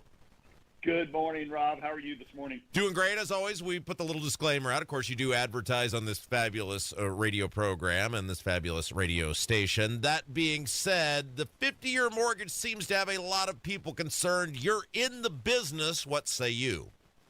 Well, two things really quick. I am a licensed real estate agent here in Indiana, and I am also a licensed mortgage loan originator or mortgage loan officer. So I spend primarily most of my time, obviously, working on the real estate side of the business. But I do have somewhat of a working knowledge on this whole mortgage situation. So I think it's very interesting. It's really kind of the tip of the iceberg is what I would like to say. There's a lot of things that have to happen before all of a sudden we just start seeing 50-year mortgages. And when I say that, there's qualified, non-qualified loans. There's, the interest rate's going to be higher. What does it look like? So it's very interesting, but I think it is a talking point for us to really start discussing the underlying problem, and that's that we have an affordability issue here in the United States and even locally. Let's talk about that. When you say affordability, what do you mean? Well, let's think through it. When somebody wants to buy a house, and let's just kind of talk about, let's say a first-time home buyer, because that's a big concern that we have. There's really kind of three main components to that. They need to have a down payment. They need to have the ability to show verifiable income, reasonable income, and then they have to have a credit score that allows them to move forward. So those are the three components. So when we talk about a 50-year mortgage or a 50-year amortized mortgage is what we're really talking about, a loan amortized over 50 years, we really need to be talking about those three issues. And I think a lot of the things that I'm seeing and hearing within the industry is we can do more that will help to a greater degree our first-time home buyers in some of these other areas than throwing a 50-year amortized loan out there, which it might look really good right here in the short term, which I'm not saying isn't important, but over the long term or maybe over the first 10 years of a loan may not be the best thing for that buyer. There may be better ways to solve this affordability issue, or at least put things all together. What I'm saying is I don't think you could attack just one area of it. Mark Dietel, our guest. We're talking about this proposal from the president for the 50-year mortgage. Explain to me, this was news to me that you can just make something like this up. How does a 50-year mortgage even come into existence? Like, what is the process with that? Well, you have the two large mortgage backers in the government, Fannie. They call them Fannie and Freddie. So they have to be able to create, let's just say, a market for a 50-year amortized loan. So in other words, a lot of the loans that we go out and we get at our local lenders, whether it's a mortgage broker or, let's say, a regular bank or a lenders, they have the option. Some banks will hold those, but most banks sell those. They get packaged together and they get sold over the open market. So when all of a sudden you're talking about a larger number of years amortized, then you're talking about, hey, what kind of market is there out there? And without saying, I mean, if you, Rob, if you go in right now and if you get a 15-year amortized loan versus a 30-year, you're going to pay a higher interest rate on that 30-year loan. So the 50-year loan, amortized loan, is going to have a higher rate as well. So again, there's kind of a lot to unpack here when people are out there talking to their lender, the lender that they work with, and getting those questions answered. Mark Dietel is our guest, real estate man extraordinaire here in Central Indiana. We're talking about this proposal, the 50-year mortgage. So can you kind of walk us through, what is the actual payment on a 50-year mortgage? We tried to do some math yesterday on the air. You're going to end up paying a massive sum of money if you saw that mortgage through, correct? Well, yeah, and like I think I said this in the very beginning, it's kind of similar, and it exists out there today. It's interest-only loans. I mean, if you go out and get an interest-only loan, you're just paying the interest. So obviously, all of your payment is going to that interest, and you're not building any equity through principal reduction. We went through a really unusual situation in the last 5 years. I think you've heard me say how much market appreciation we've had. So there's something to be said that, hey, somebody who bought a house 5 years ago and what they're looking at now, I mean, we have record home equity values across the country that people have. But really, the big part of it is what's it going to look? We're not really going to go through that again. In other words, we're going to get marginal appreciation right here in Central Indiana. So a buyer is going to pick that up, but they're going to be faced that first 5 to 10 years of, hey, are they in a better situation now based on their income? Are they in a better situation based on their credit score? And do they have they been able to put aside that down payment that within 5 to 10 years of having that initial 50-year mortgage, can they refi into some better terms, a shorter amortized loan, a lower interest rate? So I think the premise is, how can we get these first-time home buyers, really that's the pool I believe we're talking about, into a home to take advantage of some of that equity appreciation, to take advantage of them getting on their feet, maybe having a better job or a higher-paying job. I mean, statistically, with all this talk going on, statistically, the National Association of Realtors just came out that in 1991, the average age of a home buyer was 28, and in 2024, it was 38. So we definitely have an issue, and obviously home ownership is one of the huge blessings here in the U.S. That we want all of us to have the opportunity to take advantage of, because it clearly shows it puts someone on the path of financial stability to a certain degree. That's not 100%, but obviously statistically speaking, home ownership and homeowners are going to create a faster, greater wealth. from a personal wealth standpoint. Mark Dietel, our guest. We're talking about the real estate industry. Let's pivot. You touched on it very briefly, but let's kind of go into it. How are we doing here in Central Indiana? How is the real estate industry? How is it from both a buyer and seller's perspective? What are you seeing? We're creeping along, I think, is the best words. It's interesting. You'll see a pretty strong month in sales, then you'll see a not so strong. So there's a lot of kind of flux. We're going into the holidays. There's always a conversation this time of year with buyers and sellers. What does it look like? Do I proceed?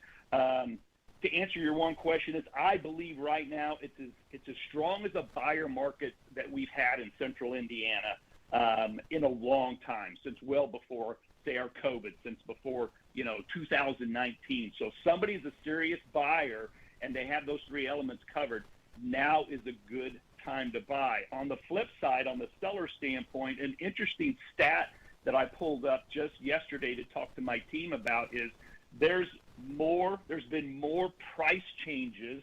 In other words, I guarantee you people aren't increasing the price of their homes on the multiple listing service, so they're decreasing the price. There's a record number of price changes, price increases just this past October. It's the highest number of price changes, price reductions by sellers to get their property sold than in the last 10 years. So I think that's really telling for sellers and buyers. What do you chalk that up to? Because like in Brownsburg, where I live, it still seems like people are getting good prices for their homes, but it does seem like homes are sitting on the market longer. What do you chalk all of this up to? Is it the economy? Is it still that interest rates are high? What do you make of that? Well, I think it's a convergence of obviously the economy. It's a convergence of affordability.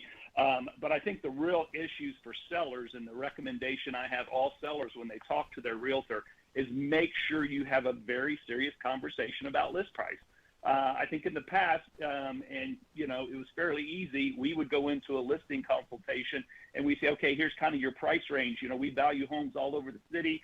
Remember, I've told everybody our business is hyper-local, so I can understand there's pockets everywhere that still command. You could still see more than one offer on a home. But my point being is sellers have to have a realistic conversation about price.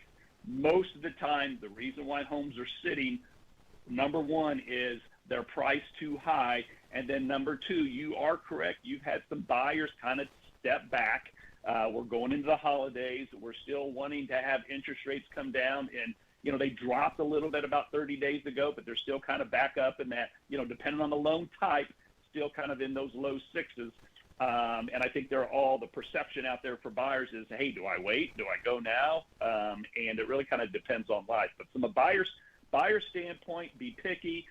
Don't hesitate to look for homes that have been sitting out there on days on market a little bit. You're going to get your best deals there. You're going to get sellers who are motivated if they're listed this time of year. And then from a seller standpoint, we always talk about make sure you have your home ready. And then number two, be realistic on your price. Because if you go out on the market too high and you start sitting there and you start chasing it, the statistics show the first offer, generally speaking, is your best offer. Hey, before I let you go, I have 30 seconds left. You are Mr. IU. And when I say that, you're not just Mr. IU basketball. You've been with the football guys for years. Mark Dietel, now is your time to gloat. Oh, my goodness. I almost don't know how to gloat in football because I was actually down when we beat with Anthony Thompson. I was in the stadium when we beat Michigan at Memorial Stadium, and the students were taking the goalposts and they were going to throw them over the top of the stadium. But that was an unbelievable experience. Obviously, we've had some great wins as far as some bowl games, but this, a bye on the first round of the playoffs, we're talking about that. We're talking about a possibility of playing for the Big Ten championship. That's a whole nother level. So I just can't get myself to really gloat. I can be thankful and I can cheer, but gloating, let's get a couple more years under our belt. I'm also excited about the basketball team. It looks like, they had a great win over Marquette, so we'll see what happens there. Yeah, there you go, brother. One of the great Hoosiers, Mark Dietel. Find him at markdietel.com. Markdietel.com. Thank you, my friend.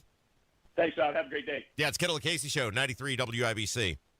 Hey, this afternoon on the Hammer and Nigel Show, we're raising money for homeless Hoosier veterans. Operation Rudolph with the Veteran Support Network starts at 3 o'clock on this Veterans Day. You know exactly why you need to remodel that kitchen of yours. The space, it's outdated. You can't move around like you used to. It doesn't work like it needs to. You want to entertain and you want to improve your quality of life. This can happen, just not with the kitchen you have. You need to call Booher Remodeling. B-O-O-H-E-R. BooherRemodeling.com. They can take that old kitchen that's deteriorating and broken down and turn it into something that works for you and your family. Their 5-step design process from start to finish, the consultation, the preliminary design, the design development, getting all the documents together, and then getting it done. The best materials, the most skilled craftsmen in Central Indiana. Booher Remodeling will guide you through the entire process, starting with the free initial consultation, and they stand behind their work with a 2-year workmanship guarantee. Create that new kitchen. Design experts can use an existing layout or begin completely from scratch. Talk to Booher Remodeling today. B-O-O-H-E-R. BooherRemodeling.com. That's BooherRemodeling.com.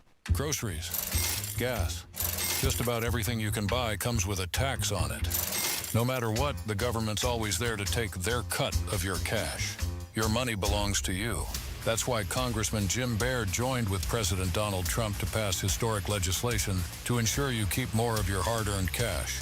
According to the White House, Congressman Baird's vote means Americans will receive a tax cut, saving over $10,000 every year.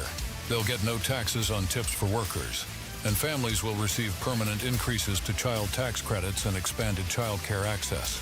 That means bigger paychecks, a stronger economy, and more prosperity across our nation. To learn more about how President Trump and Congressman Jim Baird are saving American families money and putting money in your wallet, call Congressman Baird's office at 317-563-5567 or visit baird.house.gov. Paid for by official funds authorized by the House of Representatives. Hey guys, Life Church has campuses all across Central Indiana, Noblesville, Fishers, Eagle Creek, and Pendleton, in addition to great online services. So wherever you're at in Central Indiana, there is a Life Church campus right near you. Life Church would love the opportunity to meet and welcome you and your family. And like we said, they make it super easy for you with those campuses all across Central Indiana. Noblesville, Fishers, Eagle Creek, and Pendleton. Check them out on the web, lifechurchin.com. Right now at Tom Roush Lincoln, get a 2025 Lincoln Corsair for $4,000 off plus 0% APR.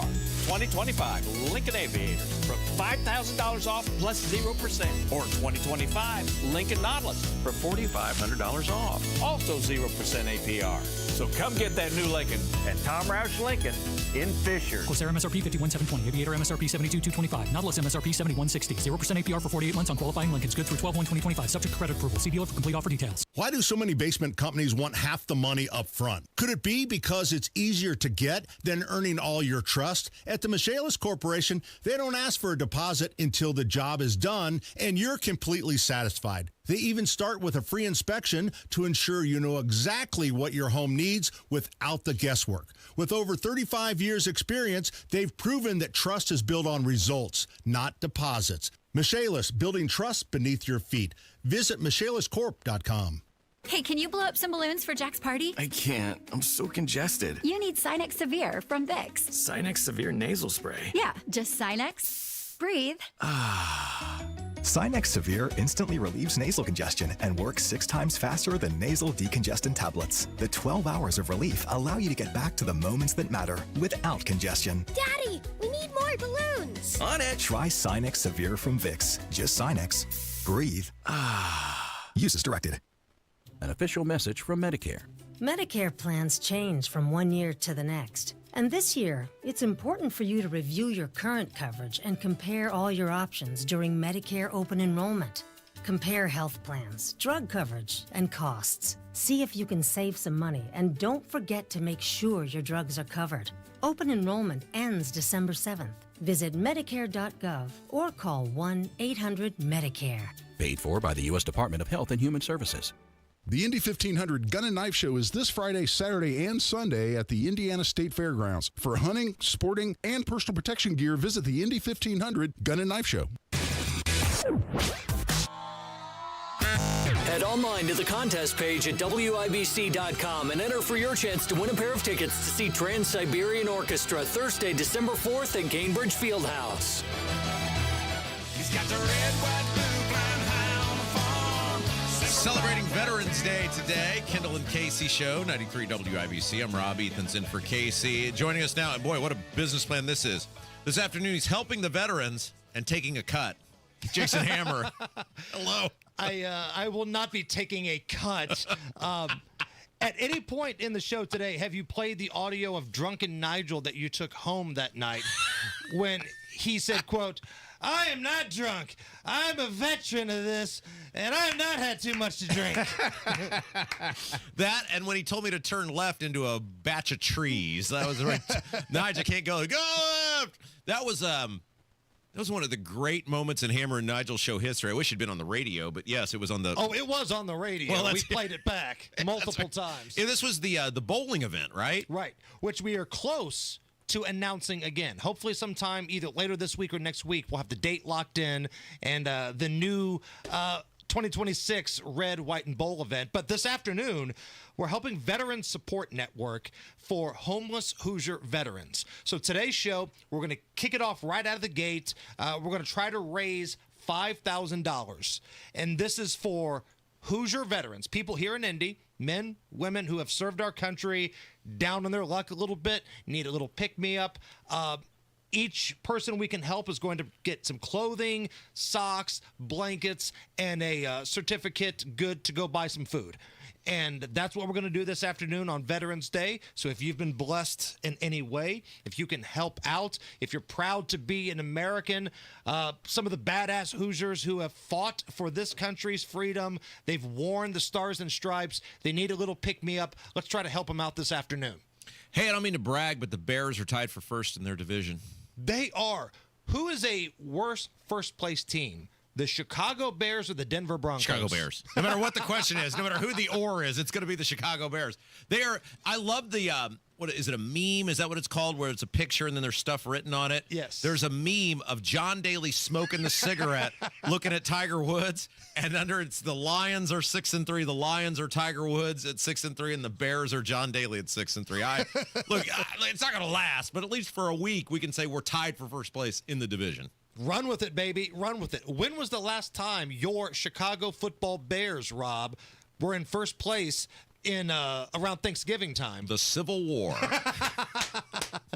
I thought the de facto answer was always 1985. Yes. Because you ask any Bears fan, every year is 1985 until they lose the opener. You know, for our podcast we have, which new one drops today. Yes, College Football Edition drops today. Got some good games this weekend. Yeah, Degenerates Next Door.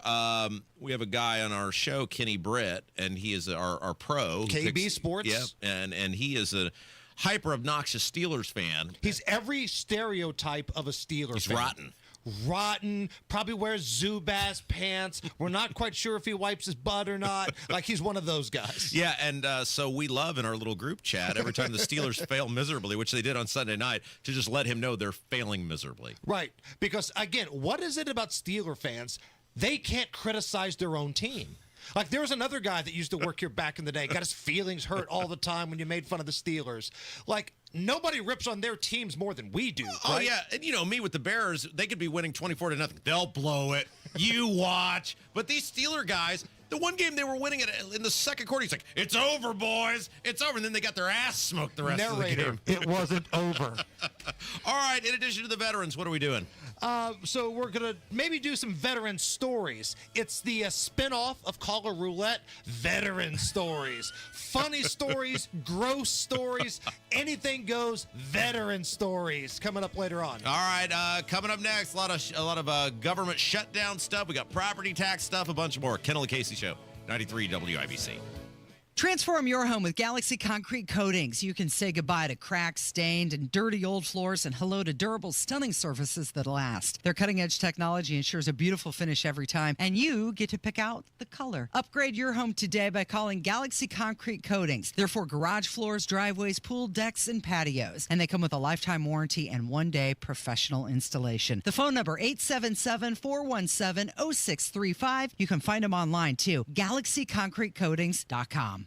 Fall in Indiana is prep season, the smart time to get your home ready before the temperatures drop and the snow gets here. Because here's the truth. Roof, siding, gutter, and window problems don't fix themselves. One missing shingle turns into a bad leak. Clogged gutters lead to ice dams. And drafty siding or bad insulation means sky-high heating bills all winter long. That's why you need Moss Roofing. Family owned right here in Indiana for over 30 years, Moss Roofing gives you a free, no-obligation inspection. They'll spot problems now, before the cold settles in, so you're not scrambling in January. And here's a bonus. Thanks to new energy tax credits and Indiana Energy Saver rebates, you could save big on insulation and efficiency upgrades. That's money back in your pocket while protecting your home. So don't wait. Call Moss Roofing today at 317-747-3665. Tell them Tony Cat sent you. 317-747-3665. Moss Roofing, 747-3665, or online at mossroofing.com. Get your home winter ready this fall with people you can trust. mossroofing.com, every shingle time. Hi, I'm Andy, your friend and jeweler at Shane Company. As a product development manager, I make sure every piece of fine jewelry at Shane Company is meticulously designed for quality. From 14-karat gold chains, pearl necklaces, diamond studs, and of course, dream engagement rings. We know you can get your holiday gifts anywhere these days, but knowing your loved one's gift was crafted by master jewelers? It's a difference everyone can see and feel, no matter the price. All of our fine jewelry begins with a vision by our in-house designers. Then, we ensure each piece meets our high-quality standards every step of the way, including the smallest details. It's why our jewelry comes with our all-inclusive, free lifetime warranty that covers everything and doesn't cost a dime. At Shane Company, there's no shortcuts, just craftsmanship. Because a friend wants your fine jewelry to be nothing short of perfect. Come see for yourself. Visit us in-store or at shaneco.com. Shane Company, your friend and jeweler. JTV, Jewelry Television. With 80,000 jewelry looks, we're kind of a big deal. Even bigger with new lines of designer handbags, fragrances, and more. And biggest of all, because you could win a 7-night stay in Bali, spending money, and thousands worth of JTV jewelry, making you kind of a big deal. Enter by December 7th at jtv.com/sweepstakes. No purchase necessary. Then watch JTV on TV or shop jtv.com for big holiday deals. Hi, it's Denny Smith, and when temps are dropping, it means your water heaters, softeners, and even those old pipes are under stress. Fall's the time when rain hits, the ground shifts, and tree roots start tearing into those old clay or PVC lines. LD Smith Plumbing can handle it all. Water heaters, softeners, leaks, even gas line inspections before you fire up that furnace or fireplace. And don't forget those hoses, hose bibs, and crawl space vents before the freeze hits. Call my friends at LD Smith Plumbing, the local pros I trust, or just head to ldsmithplumbing.com today. At Advent, we help sleep apnea sufferers avoid the CPAP machine by getting your nose and throat working with our unique Advent approach that you won't find elsewhere.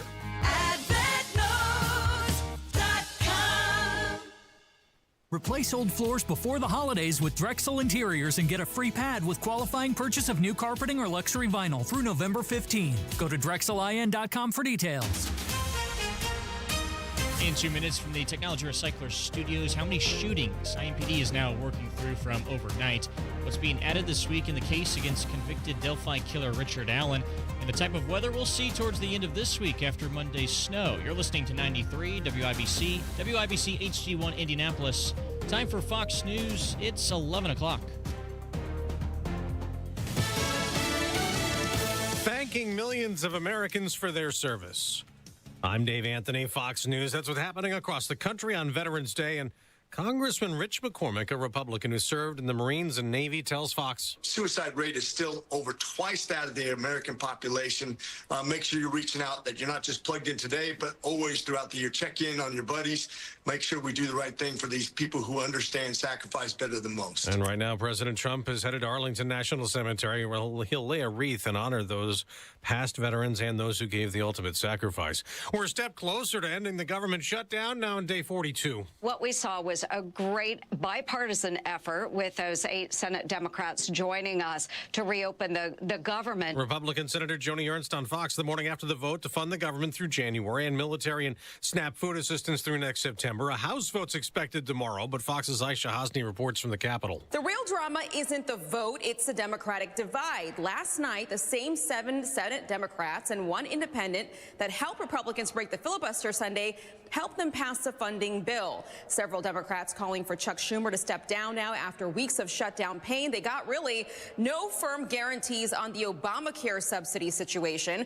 They'll get a vote on the extension in December, but Speaker Johnson will not commit to giving it a vote if it actually gets through the Senate. The Democrats had demanded the funding bill include that extension of the subsidies to expire at year-end, driving up the cost of Obamacare coverage for millions of Americans. It is still stressful for air travelers. More than 1,000 more flights canceled today, over 1,300 delayed. And Fox Business Network's Kelly Saberi reports from Chicago's O'Hare Airport. Even if the government is able to reopen, let's just say tomorrow, that doesn't mean that all the effects of this are going to go away. They say there will be residual repercussions in the next maybe few days. America's listening to Fox News. 93 WIBC Mobile News. On the level, on the go.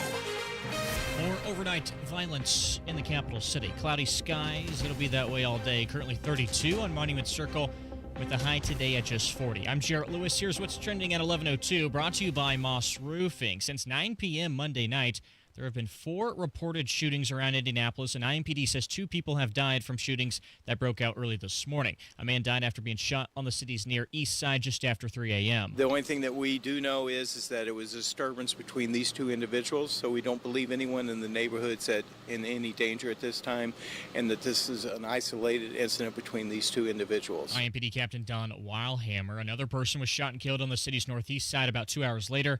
One of the other shootings happened on the west side and another on the near south side. Multiple people were injured there. New evidence is being filed in the case of Richard Allen, the man convicted of killing Abby Williams and Libby German in Delphi back in 2017. The evidence includes 1,200 pages of material related to the Odinism theory, with a photo resembling the crime scene layout and a painting by confirmed Odinist Brad Holder resembling the pose of one of the girls' bodies.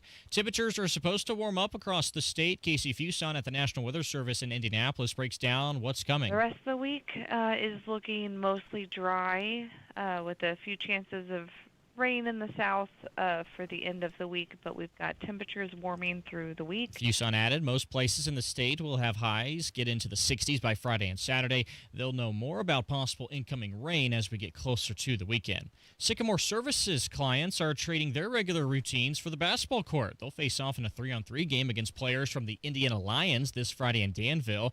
This event gives individuals with disabilities the chance to participate in a fun and unique experience. Also on the court in college basketball from last night, the Indiana State Sycamores beat SIU Edwardsville 64-55 on the road.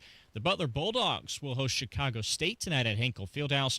Also in action tonight, Notre Dame against Eastern Illinois, and Indiana will be at home tomorrow night to take on Milwaukee. The Pacers are also on the court tonight. They're in Utah to take on the Jazz, hoping to end a 4-game losing streak. I'm Jarrett Lewis on the level, on the go, and on WIBC.com. Don Fisher for QC Kinetics. I was struggling with chronic knee pain and wasn't encouraged with the options of risky surgery and pain pills. QC Kinetics offered the best option for me, cutting-edge regenerative medicine. Their non-invasive treatment stimulated my body's own biologics so I could be pain-free and get back to doing what I love, playing golf. QC Kinetics has a fantastic success rate, and it's clear to see why so many Hoosiers are happy to tell their story of how they reclaimed their lives with the QC Kinetics approach. Ready to live your life pain-free? Go to qckinetics.com/Indianapolis or call 317-559-PAIN and get a no-obligation consultation. QC Kinetics uses the latest technologies, whether it's stem cell, PRP, plasma, or a number of other advanced therapies. Call QC Kinetics. It'll be the best call you will make. Get back in the game, whatever that is for you. Call 317-559-PAIN. You're listening to Rob Kendall. When we talk about sending money somewhere, we're talking about printing the money because we have no money. And Casey Daniels. My government would never lie to me, would they? On 93 WIBC. So now the government's about to reopen, and it's on to Obamacare. It's Kendall Casey show. I'm Rob. Casey's out today. Ethan Hatcher from Saturday Night on the Circle in for Casey. Look, this is what we said from the beginning. We have said this for months now. This is why the shutdown wasn't that interesting to me, is the Republicans and Democrats are not going to veto, when it's all said and done, Joe Biden's spending levels, Joe Biden's government. That's exactly what's going on. That's what the Republicans are doing their victory lap on passing, is Biden's spending levels and most of Biden's spending priorities. So we knew that wasn't going to stop. And I said, when it's all said and done, the Republicans for 15 years, Ethan, have huffed and they have puffed about Obamacare. What have they done to stop it?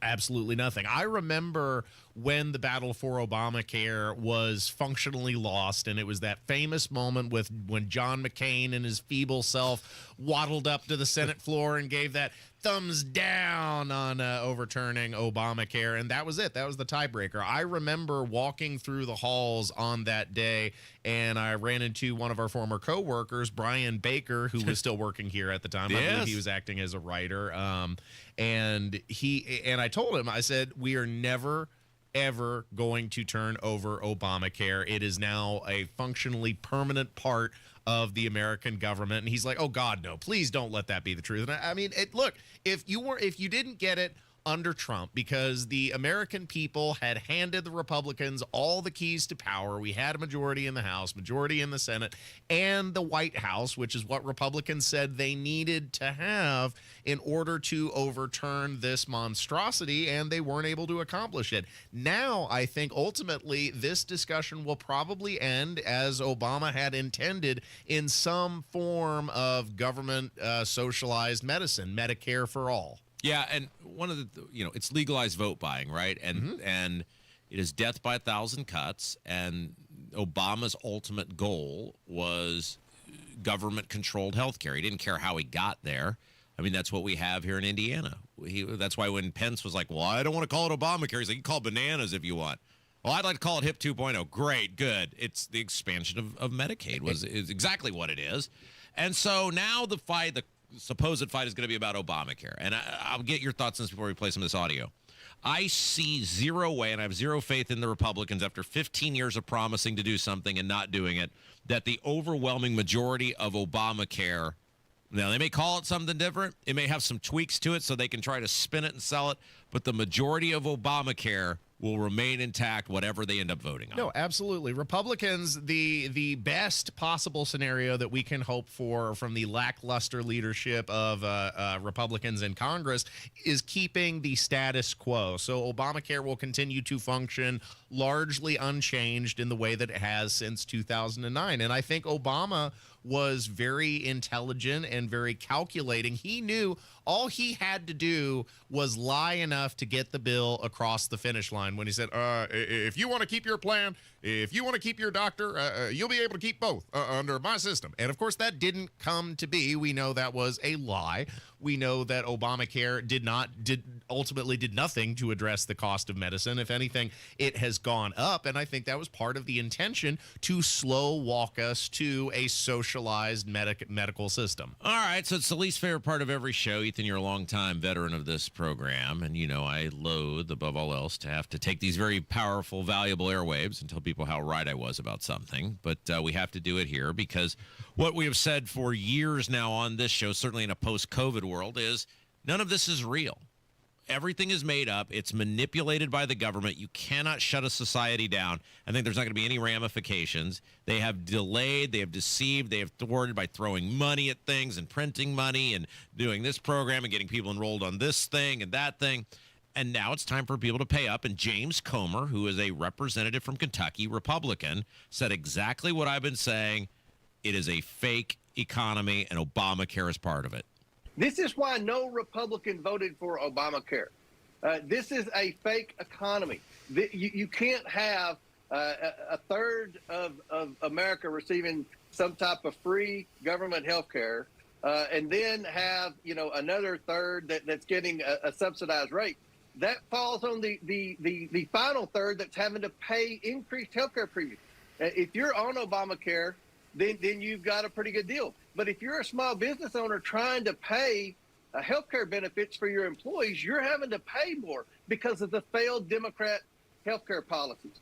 So I'm glad that this has finally come to the national attention. And this is an issue that I think Congress is going to have to address. I think it should be voted on, and there should be alternatives because the Democrats broke our health care system in America, and it's going to be left up to Republicans to fix it now.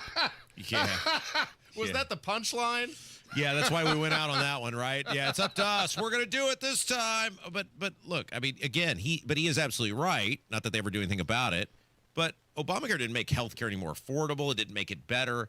It simply just forced people to pay for other people's health care, and it enriched the insurance companies. That's all it did. It was one of the largest transfers of wealth in American history under the guise of providing for the poor, the disparate, the needy. But you're absolutely right. The money didn't go to them. They still get largely the same lackluster health care that they had gotten pre-Obamacare. But now it is much more expensive, and the money, the taxpayer money that is paid in our increased rates is being transferred to these mega corporation insurance companies. All right, so Trump was on Fox News, and one of the major problems, well, look, they had several problems the first time through. One is they don't want to get out of the legalized vote buying business, they being the Republicans. They also don't want to anger the insurance industry because these politicians get gobs and gobs of money from them for their campaigns. And they didn't lay out a clear plan. Like, nobody really knew what the Republican alternative was. Like, that was the big thing, right? Like, it was all over the map, and it was just like the big bullcrap bill. They just kept changing it, and now it's this, and now it's that. And then in the end, it didn't even end up looking all that much different than Obamacare. But Trump took a stab at discussing what the new health care policy in this country should look like. Well, I watched Obama from when this thing came about. As you know, I opposed it very strongly. Unfortunately, we had a couple of negative votes, which should never have happened. But I said it's going to be a disaster, and I was exactly right. The premiums have gone up like rocket ships, and I'm not just talking about recently. I'm talking about for years they've been going up. And he said premiums will go down. Everything will be wonderful. It's horrible health insurance at a very high price. And what I want, and probably what you're alluding to, is the fact that I want, instead of going to the insurance companies, I want the money to go into an account for people where the people buy their own health insurance. It's so good. The insurance will be better. It'll cost less. Everybody's going to be happy. They're going to feel like entrepreneurs. They're actually able to go out and negotiate their own health insurance. And they can use it only for that reason. That's the beauty, only for that purpose. And if we did that, that would be so exciting. Call it Trump care, call it whatever you want to call it, but anything but Obamacare. Obamacare is a disaster, just like he was as a president. Okay, so when do we start doing that? I mean, that's what's ludicrous about this is this shutdown's been going on for 40 days. They knew at some point it was going to open. They knew at some point they were going to have to engage in the healthcare discussion. There's been no public talks about any of this. They have no plan for anything. He is right about one thing, though. The cost of insurance premiums has risen precipitously, and you have a better viewpoint on this than I do because what was it passed? Obamacare in 2009? 2010. 2010 was when it was officially passed, and I was not yet old enough to purchase catastrophic health care insurance for myself, but you were. I was. Now, how much were you paying per month just, I guess, almost 20 or 15 years ago now? Yeah, so I've told this story before. I had my plan was $75 a month. Yeah, you would never find that today, right? Yeah, no, I am paying, I think, $385 a month for my wonderful Obamacare insurance policy. And it was a good plan. It was, obviously a young, thankfully healthy person at the time. I didn't, need anything other than the catastrophic type of insurance stuff, and it was great, and it worked for me, and I will never forget this. And it happened. It was like two ships passing in the night, right? I just had started at the state, so I was into their insurance policy. Thank you, taxpayers, for that fabulous insurance. Well, the insurance wasn't fabulous, but the subsidized insurance for a couple of years. You notice how the politicians never do what I just did, which is thank the taxpayers? Thank you, taxpayers. I appreciate that, helping me with that insurance for a couple of years. Well, I think you also hit the nail on the head when you said, well, the insurance wasn't great, but the subsidy was great. And how many people feel exactly that way? Even if the system is horrible, if you're getting it for free, then, hey, it's working for me. Because I went from two things, and I'll bring this story full circle. One, the plan was almost identical. Now, they've eliminated that plan. It doesn't exist anymore. It used to have different options, as many people will remember, without all the requirements. Because remember, they sort of delayed a bunch of stuff with Obamacare and the mandate you even have insurance and all that stuff. Well, the plan was very similar. It wasn't identical, but it was very similar. And I was paying like $25 a month when I went into the state insurance. I can't remember if that number is exactly right. It may have been a pay. I can't remember. Anyway, it was like, wow, this is and obviously they can do it through a group thing or whatever. But point on all of this is right about the time I started at the state, this must have been 2013, I got this letter. So clearly one insurance had not caught up with another because you cancel one insurance when you take it, blah, blah, blah. And I get this letter and I still have it to this day. We're sorry to let you know that your plan has been canceled and is no longer available under the terms of the Affordable Care Act. And I thought, man, I would be ballistic if I were on my own. Now, it didn't bother as much because I was through the state's insurance plan. But I thought, I took a picture of it. I posted up to social media at the time. I said, I thought if I liked my plan, I could keep it. I thought if I liked my doctor, I could keep it. This appears to not be keeping in the spirit of keeping my plan. I love that you are just the kind of petty man who would keep a letter from their insurance company for going on 15 years.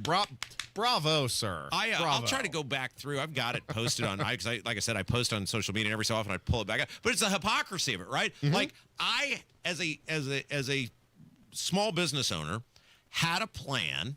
I'm not on any government benefits or anything. Like, here's the cost. I pay it. It works for me. Thank you. No, you can't have that anymore. Why not? Because we said you got to have all these other things. But I don't need all those other things. Well, yeah, you got to have them. But for why? Because we said, oh, is it the same price? No, it's a lot more expensive now. So I had a plan that worked. It fit my needs. I can't have that anymore. I have to have a bunch of stuff I don't need, and you're going to charge me a bunch more. Yes, that is Obamacare. That is exactly the healthcare system in this country. Because you're paying increased prices, so the poor and the disparate can be fodder for the Democrat Party. Yeah, we got some more shutdown stuff when we come back. Ethan's in for Casey, 93 WIBC. Hammer and Nigel. The Secret Service announced that they have dismantled basically an electronic spying ring, 300 SIM servers, and 100,000 SIM cards. This network that was broken up would have the ability to text everybody in the United States within a couple of seconds. Yeah, no arrests concerns me, but the fact that they caught it is awesome. Hammer and Nigel, weekdays 3 till 7 on 93 WIBC and WIBC.com. I was struggling to maintain contact with the professional world. Dr. Ferner of Indianapolis talks about why he got the new caption phone from Relay Indiana. When I got the phone, it turned it around. Go to RelayIndiana.com. That's RelayIndiana.com. And read up on the caption phone. People that I talk with do not necessarily know that I have this service. It's a piece of cake. Go to RelayIndiana.com to learn more. Are you ready to put joint pain behind you and get to a place where persistent pain doesn't control your life? The dedicated orthopedic experts at Community Health Network are here to turn those goals into a reality. With personalized treatment options that include robotic-assisted surgery, we'll help you feel your best so you can get back to enjoying your hobbies again. Learn more about your care options at ecommunity.com/ortho. Community Health Network. Exceptional care, simply delivered. From military life to a rewarding career in IT, kickstart your new journey in a matter of months in the fields of IT and cybersecurity, including AI. Learn more at mycomputercareer.edu/CWP. Financial aid is available for qualified students, including VA benefits. Hamilton is coming. Tickets are on sale now for the Tony and Pulitzer Prize-winning musical, Hamilton, in Indianapolis at Old National Center from December 2nd to the 14th. Get tickets at BroadwayInIndianapolis.com. As a mom, comforting my family is what I do best. Vicks Vapor Stick provides soothing, non-medicated Vicks Vapors in an easy-to-apply stick, and it dries fast, so there's no mess. I use it to comfort myself and my family. Thanks, Mom. Vicks Vapo Stick, soothing comfort for the whole family. And try Vicks Vapo Shower Max for steamy Vicks Vapors when you need more comfort for yourself. Use as directed. When you're hiring, have you ever felt like you're missing out on meeting great candidates? Well, they're not hard to find when you go to ZipRecruiter. ZipRecruiter helps 10 million people with their job search every day. People who are actively looking for jobs like yours. So it's easy to find the right person fast. 4 out of 5 employers who post on ZipRecruiter get a quality candidate within the first day. Try ZipRecruiter for free at ZipRecruiter.com/free. That's ZipRecruiter.com/free. Replace old floors before the holidays with Drexel Interiors and get a free pad with qualifying purchase of new carpeting or luxury vinyl through November 15. Go to DrexelIN.com for details. This hour powered by Family Heating and Air, your American Standard Air dealer. Nobody cares for you like family. Oh, beautiful. So everyone's mad at Rand Paul, and this is fascinating to me. And it's really where the Republican Party is today. So let's explore this for a second. It's Kendall Casey show. I'm Rob. Ethan's in for Casey. So Rand Paul was, throughout this whole shutdown process, the one Republican who kept voting against the bill. And Trump, all these people, of course, were ripping on him. And then once the thing finally got up to a vote, once they got the Democrats to go along, he tried to hold the thing up, and we'll get to that in a second, because that's fascinating as well. But we are now at a point where we're $38 trillion in debt as a country. Everything is unaffordable. The spending is continuing. They're like just totally out of control. And now the official stance of the Republican Party is Rand Paul's the bad guy for going, I think we've kind of spent enough. Maybe we should stop doing that. Isn't that a fascinating indictment of congressional Republicans, that Rand Paul, one of the few Republicans who are doing the work of the people and is standing up against the Biden era spending level, something that as a party Republicans had represented themselves to be against. And now when he is thumbs down on doing exactly that, Rand Paul is suddenly the bad guy. And they do it to Thomas Massie too. It's a shame. Well, why do they hate this show?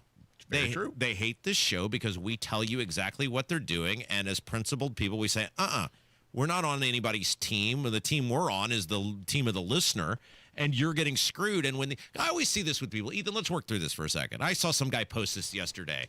I like Rob's views. I feel he's very childish with these politicians, the way he goes about it. And I don't like the way he does it. What am I supposed to do? Say, please stop screwing everyone? This is the question I always come back with. How should I handle it better? Please don't screw us over. Please don't tax us into oblivion. Please don't rack up $38 trillion if we're talking about the net. Like, what am I supposed to do? How should I handle it better if the name calling really bothers you? Well, we already tried the please, because you were there. I was there at the property tax rally on St. Patrick's Day. And That's we right. said, please, Governor, stop screwing us. Please do something to address the property tax issue in Indiana. And look how that turned out. Yeah, nobody did more for those guys than me. And what did it get us? The same thing it got us anyway. And you were very nice about it, too. You said, pretty please stop screwing us. Yes, and so I always find that fascinating. Well, look, you're right on the issues, but I don't care for the way you go about it. What would you have me do differently? So anyway, same thing with Rand Paul. He's doing the stuff that the Republicans say they're supposed to be for, right? They're supposed to be the party of low taxes and limited government. And they're for kind of low taxes for some if I guess you donate or have the right lobbyist.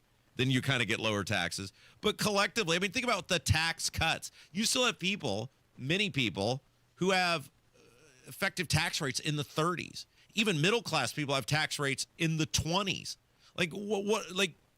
Why is that okay? What has the federal government done to earn that? So Rand Paul was holding up the vote in the Senate, making these amendments and whatnot. And Mike Johnson, the Speaker of the House, is mad at him for standing up for his constituents.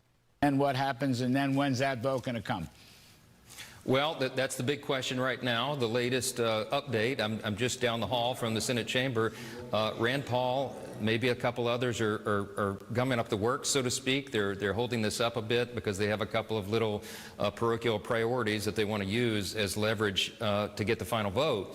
But we're hoping that they will fast track this. I mean, if they wanted to, they could probably drag this out into the weekend, but that would just exact a whole other level of pain on the American people when they can least afford it. So we're praying that they get about the business, fast track this thing. I have already put the House on notice that all members are to be headed back to the Hill right now. So basically, unless you play by whatever hostage situation rules we lay out, if you advocate for your constituents, which we're going to talk about here in just a second about what he was doing, then you're a bad guy in the eyes of the Republican Party. Sound familiar, Ethan? It sounds very familiar, but I'm also trying to understand the terminology he used. Parochial, the primary definition is relating to a church parish having a limited or narrow outlooks. So what about this has anything to do with Rand Paul's church? All right, so what Rand Paul, now he's upset about the spending. He would have voted no anyway. But what he was holding this up on was tucked in this bill, because there's always stuff tucked in the bill, right? It's never, see, the Republicans tried to paint this as, oh, it's just a straight funding bill. There's no games here. There's no shenanigans here. It's just well, they didn't say Joe Biden's business as usual, but it's just Joe Biden's government as usual. But what was tucked in the bill, because there's always stuff, giveaways, donors and lobbyists being appeased, is now what many people are perceiving as a massive change to the hemp industry in this country, which will affect farmers everywhere. Now, of course, then the people who hate Rand Paul try to spin it into he's keeping the government shut down for weed. No, hemp and weed are very different things. And Kentucky will be harmed by this bill based on the changes they've made. In fact, he explains it better than I do. Here's Rand Paul. Instead of a clean CR, this bill contains language that has been airdropped in that will destroy hemp farming in Kentucky and across the United States. Tucked away on page 163, Title 7, Division B of this spending package is a provision that will shut down the hemp industry across the United States. My amendment would strip the provision designed to regulate the hemp industry to death. The bill, as it now stands, overrides the regulatory frameworks of several states, cancels the collective decisions of hemp consumers, and destroys the livelihoods of hemp farmers. So, sounds like that's a lot different than just funding everything as the status quo, doesn't it, Ethan? Yeah, and I'm really puzzled why they would be opposed to hemp, because it's things that can be used for textiles, for hempcrete, paper, ropes, and cords. This isn't anything that's intoxicating Americans. Who's getting rich? That's always the question. When they want to make changes, who's getting rich? And you notice when he calls this out, right, he's saying, here's where it is in the bill. Here, again, oh, what a novel concept. Someone actually reads the stuff before they vote on it. How many of these you think these people actually read this thing, even though they had 40 days to read it? I bet not many. But actually reads the bill, says, here's where it is. This is harming my constituents. This isn't about continuing the government. This is about making a major change. What do? They turn him into the bad guy. They make him out to be the bad guy for saying, I'm not voting for this or I'm going to slow this up going forward because it's harming the people who make money where I live. They did the same thing with the big bullcrap bill, which also included spending that will continue to be used to fund illegal immigrants in America. All right, let's take a break. When we come back, there's an interesting article in the Indy Star about referendums, school referendums, and what could be coming next year. Everybody better get ready, because this is going to be hell on earth is a strong word, but it is going to be a dumpster fire next year on these school referendums. It's Kendall Casey Show, 93 WIBC. Hey, Mary Nigel here for Window Nation. You want your home to be comfortable year-round, your family protect, and an investment that you can feel great about for years. Now, during Window Nation's end-of-the-year sale this November, you could save big on windows to do just that. You'll save 50% off all window styles, plus you can get 0% financing for 5 years, and your total price even includes Window Nation's professional one-day installation. Window Nation has an A+ rating from the Better Business Bureau. And if you prefer to hear what other customers have to say about Window Nation, check out the over 45,000 5-star customer reviews. Put an end to your window problems right now. Don't wait. Window Nation's end-of-the-year sale. It's your chance to save big with 50% off all window styles, 0% financing for 5 years. Sale ends soon, so visit windownation.com to get started. That's windownation.com. 93 WIBC Mobile News. On the level, on the go.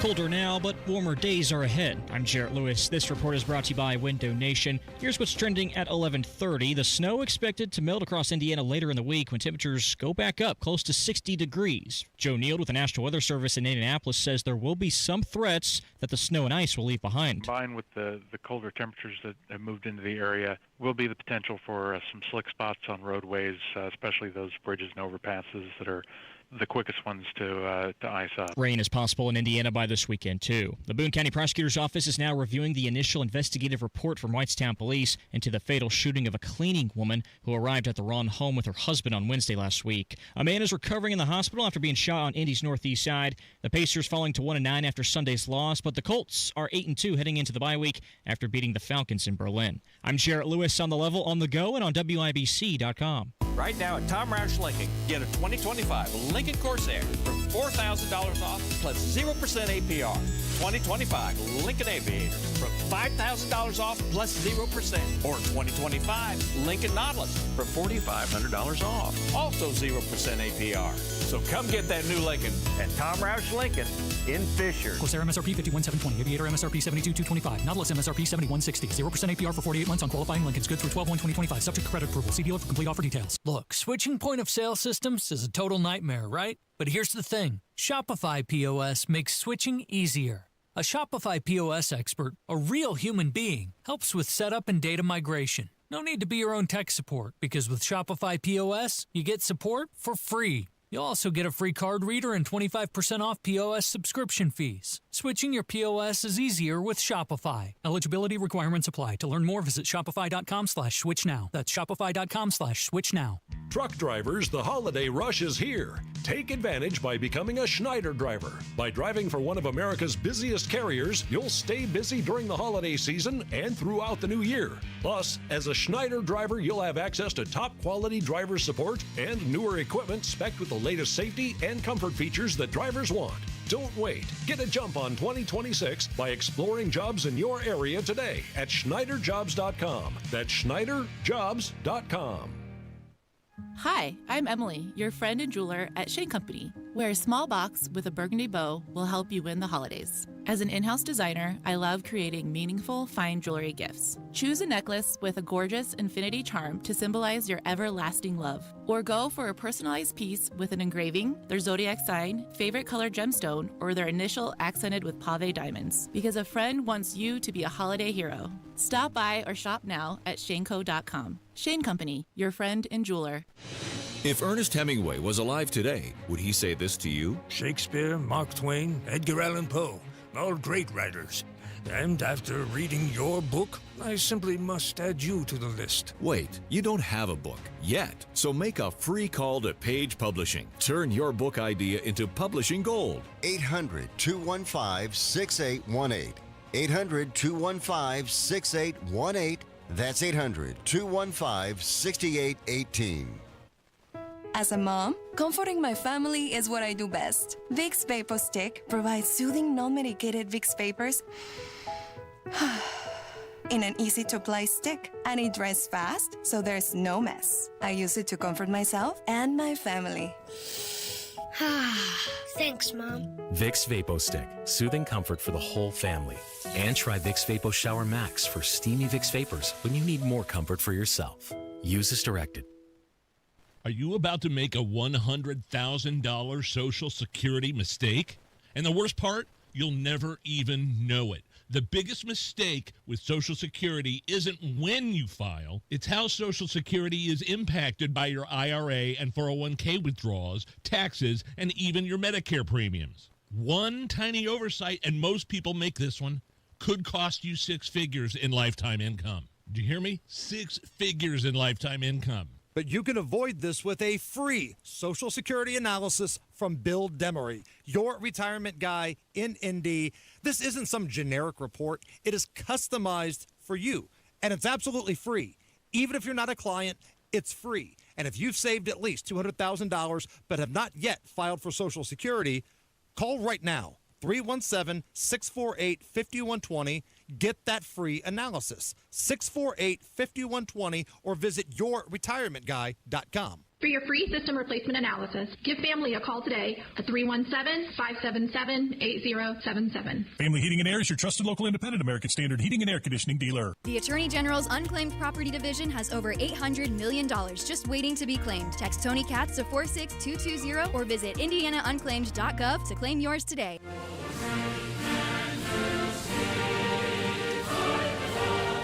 Yeah, again, thank you to all of you who have served our country or currently serving our country. Happy Veterans Day. It's Kendall Casey Show. I'm Rob. Ethan's in for Casey. So interesting article in the Indy Star about the future of school referendums in the state of Indiana. And what's fascinating is, so obviously there were these school districts who are sprinting to try to get these referendums in this year ahead of the new law, which will require you to go to a general election in even years as part of that Senate Bill 1.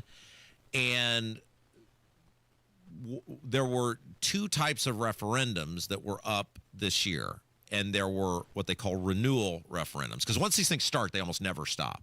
Like once you vote, they're supposed to be for 8 years, and then you got to come up again. Now, I think the new law makes you take a year off before you go again. But the history of these things is once they start, wasn't there a candy once you was it Pringles? Once you stop, you just can't.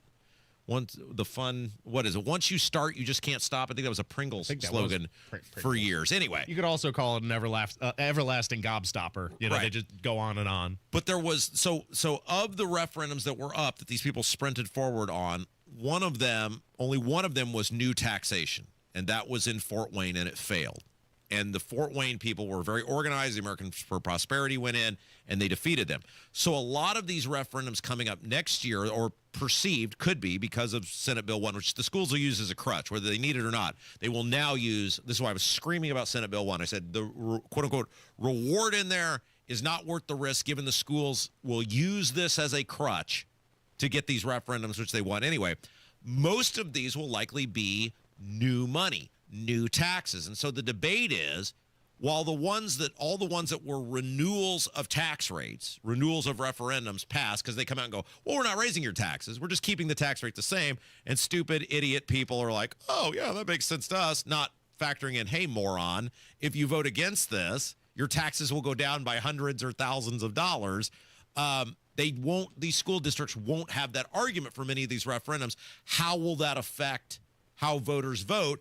And it'll be in a general election ballot on a quote-unquote high turnout year, an even year in 26. What is the future of school referendums? Realistically, though, do you expect any major change? For as long as these legislators and school districts are able to use children as a human shield, then they can rely on the emotional appeal to pass these tax increases, which is what they've done, and they can reliably count on people's empathy and affection for their children. Yeah, let me take this as the OG referendum killer in Hendricks County. Have successfully. You take great pride in that. I have so much fun beating these. I beat one in a place I don't even live, Ethan. That's how much fun I have with these. Here's the reality of these school referendums, and there's a good chance one may be coming to a community near you soon. And here's the formula, right? And this is what I've seen for years watching these. When you have an organized, funded opposition. Now, like in the case of the one we beat in Brownsburg, we got spent 100-3, basically. It was basically $100,000 in support when you couple the public money the schools were able to use versus the $3,000 we raised. It was basically $100,000 to $3,000. We won because $3,000 was enough to do what we need to do. When I'm talking about well-funded, I'm not saying you got to raise, $1 million. I'm saying you got to have well-funded is enough to do all your signs and all your doors.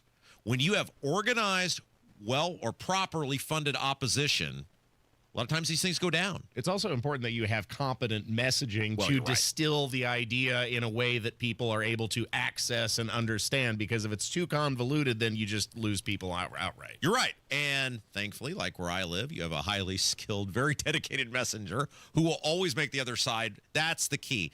It's just basically an election. You have to make the other side play on your terms. Here's a great example of this. I'll give you a real-world example of how this works. So when we beat the one in Brownsburg 10 years ago, we put on our signs, largest tax increase in town history, 25% tax increase. And the school people knew that some people weren't going to get a 25% tax increase, but we took the average, right? We said, okay, we know some people are going to be more, some people are probably going to be less. You got to take an average and put it on a sign. Well, what we did is we dared them. We said, go ahead and fight that, because every person you fight that with is going to do their own research, and they're going to find out, okay, mine might have been 25. Let's say it was 23. Well, now I'm going to look at what the real number is and see the dollars. Then I'm going to see what my taxes are going to go up. Certainly, some people are going to be more than 25.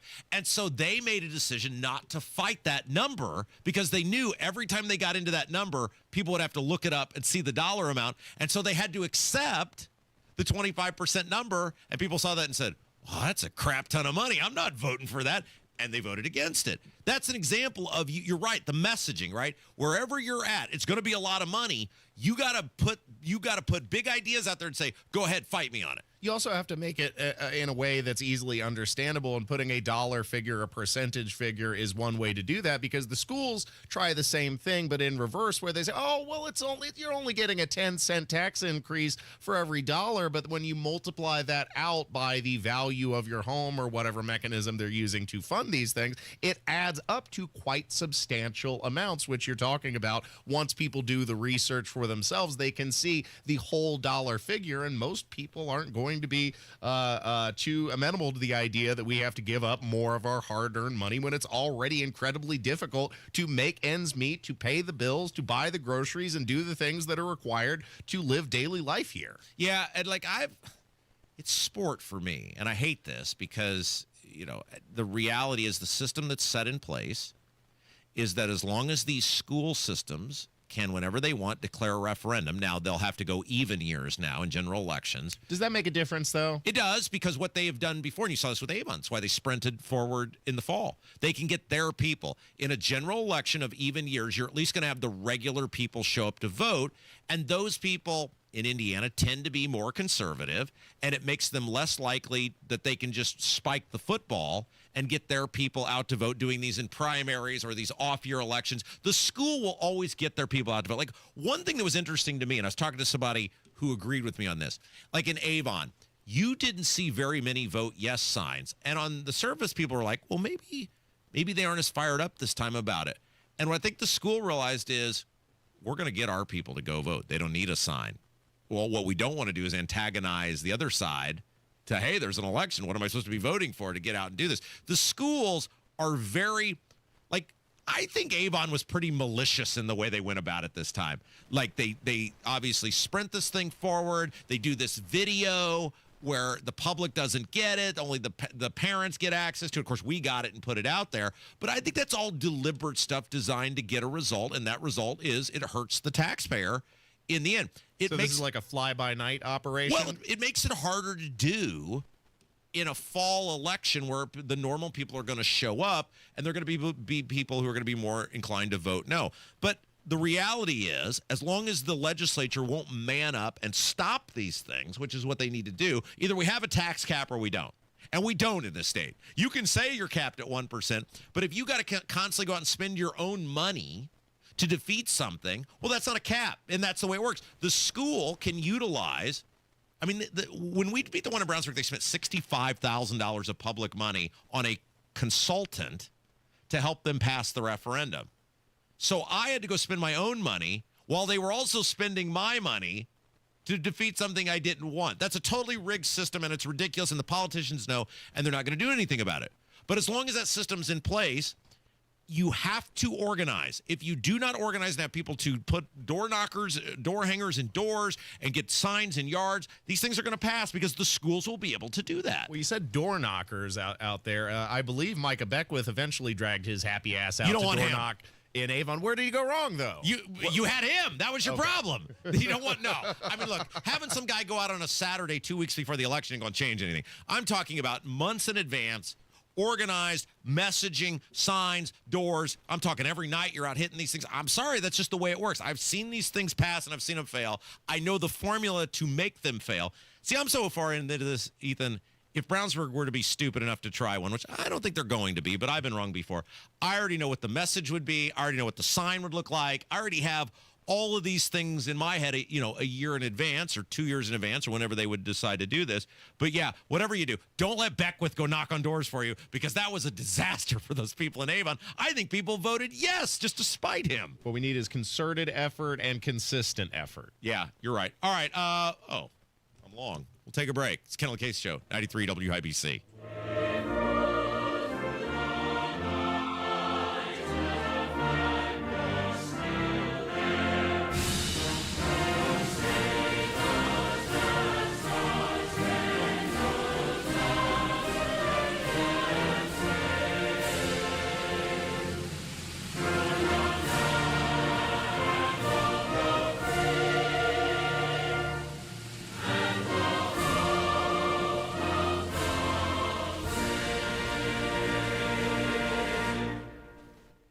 Coming up on Tony Katz today, will the House work to reopen the government? That's after the news at noon on 93 WIBC. At Advent, nasal congestion and sinus infections can be solved with an in-office 20-minute procedure. Elsewhere, expect surgery.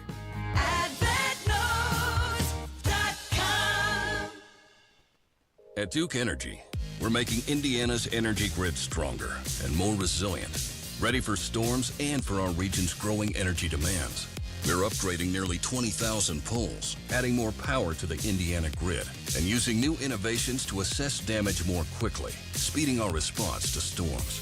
We're also modernizing the energy grid with self-healing technology to automatically reroute power around damage to help restore outages faster, sometimes in less than a minute. And we're using smart technology to give you more insight on the energy you use at home to help you save. Daily usage charts on our website or mobile app. Usage alerts and home energy reports to keep you in the know. And we're committed to doing everything we do in cost-efficient ways so we can keep bills as low as possible while we serve you with reliable energy when you need us most. Duke Energy, building a smarter energy future. Paid for by Duke Energy shareholders. It's the Medicare Advantage annual enrollment period, and Humana knows not everyone has the same needs when picking a Medicare Advantage plan. Now that I'm retired, I want to enjoy the life I've worked hard to build. So I want a plan that covers me when I'm traveling the country. Humana has a plan for that. As a veteran, I want a plan that fills in the gaps my VA coverage doesn't provide, like dental care. Humana has a plan for that. I feel good about my health. I just want care and coverage with predictable costs. No surprises.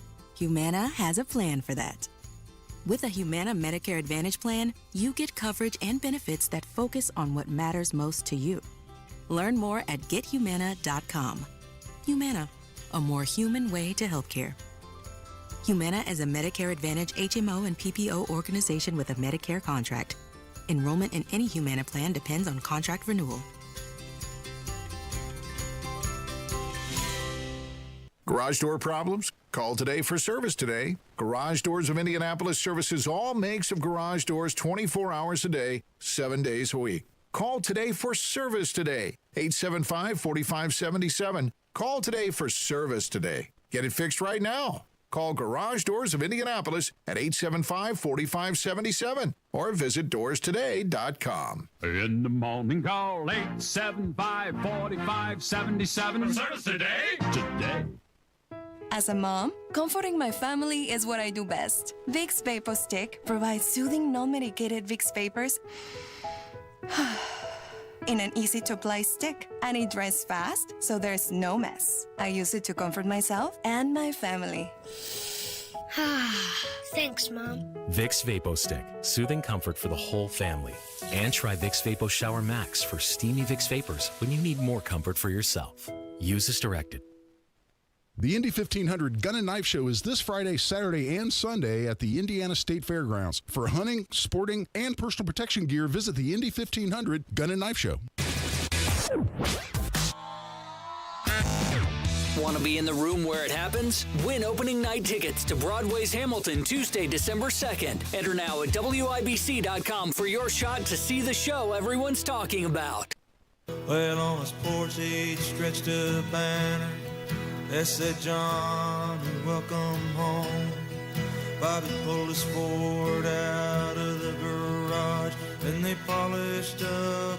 Putting a bow on the show today, 93 WIBC. It's Kendall Casey Show. I'm Rob. Casey's out. Ethan's in. By the way, phenomenal job. Thanks for having me in, Rob. I'm always pleased to fill in with you and Casey when the opportunity arises. Yeah, and of course it is Veterans Day, and we wanted to kind of close out the program by saying thank you to all the people over the years who have served this country.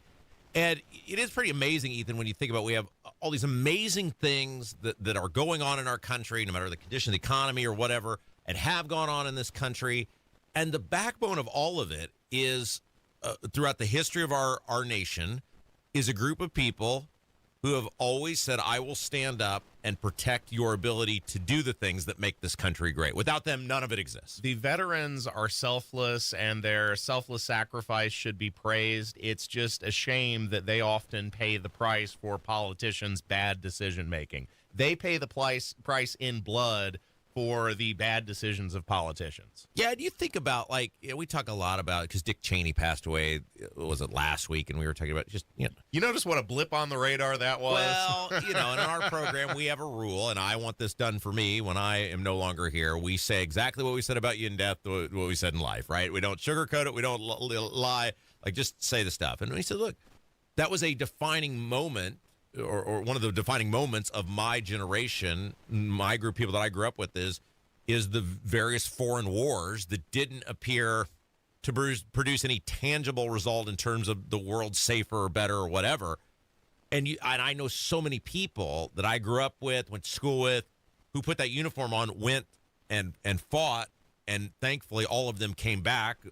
Some of them didn't come back the same as they went over, mentally, physically, etc. But my point in all that is those people were willing to do that because they were called by their country. And you're right, Ethan, in the sense of so often we mix the conflict itself or the engagement or the act that these people are called to do with the people. And that's not right, because these people are the reason that we have many of the liberties and freedoms that we do. I feel so sorry in particular for the generation of troops that you mentioned who served in Iraq and especially Afghanistan, and the gallons of blood and the thousands of lives that were sacrificed dying in the mud and the sand overseas over almost 20-year conflict, trillions of dollars of spending, lots of bombs, and then the Taliban retook Afghanistan almost immediately. And it kind of leaves you asking, what was the sacrifice really for? But you think about the history of this country, right? And it sort of dates back all the way back to the foundation of the country. But certainly America has freed more people than the rest of the world throughout human history combined, right? It's an incredible statistic. The amount of people across the globe in 230 plus year history of this nation that America has always stood for life and liberty and the pursuit of happiness, and so much of that is due to the people who have worn the uniform and made America. Look, you can be critical of your government, right? We're very critical of our government. We love our country, and we love the people who defend our country, because you and I are critical of our government because we don't feel like they live up to the ideals set forth of what America should be and the way things should be done. But that doesn't in any way conflict with saying thank you to the people who have fought for those ideals and given people like us opportunities to do this every day. No, and there have been plenty of examples of just American intervention, and it goes right back to the founding of our country when we intervened in piracy off of the Barbary Coast, which not only helped maintain our lines of commerce overseas, but global commerce as well. I mean, that's where we get the lines, from the halls of Montezuma to the shores of Tripoli, fighting the Barbary pirates. Yeah, so we want to close out our program today by saying thank you. I know Memorial Day is dedicated to people who have lost their lives in the line of duty, on the field of battle. And Veterans Day obviously is reserved for all veterans who serve this country. And so for Ethan, and I don't feel good I can say this on your behalf, we want to thank you for all that you have given, whether you're even those that are currently engaged in conflict or wearing the uniform or standing up for us. Everybody who has represented their country at home, abroad, wherever it is, thank you for all that you do, because Ethan and I have the liberties and the freedoms to have this radio show, to have these programs, to say the things we do, because people like you will fight to defend it. So thank you. Ethan, before we go, any parting words? If you really want to dive into the sacrifices that veterans have made, not only in America, but also overseas, I would highly recommend that you dive into the BBC archives, an interview in particular with a soldier who I think has a fascinating perspective. He served on opposite sides of the war. He fought for the Germans in World War I, and he fought for the British in World War II. That's Stephen Westman, and you can find the archived footage on YouTube. It's a fascinating interview. Check it out and thank a veteran today. All right, that's going to do it for us today. Thank you, Ethan. Great job, Kevin. And most importantly, thank you to you. Without you, there is no us. Stick around. Tony Katz coming up next. Kendall Casey Show, 93 WIBC. The Indianapolis real estate market is strong, but not easy. Now is a good time to sell only if you hire a real estate team that knows how to aggressively market your home like Mark Dietel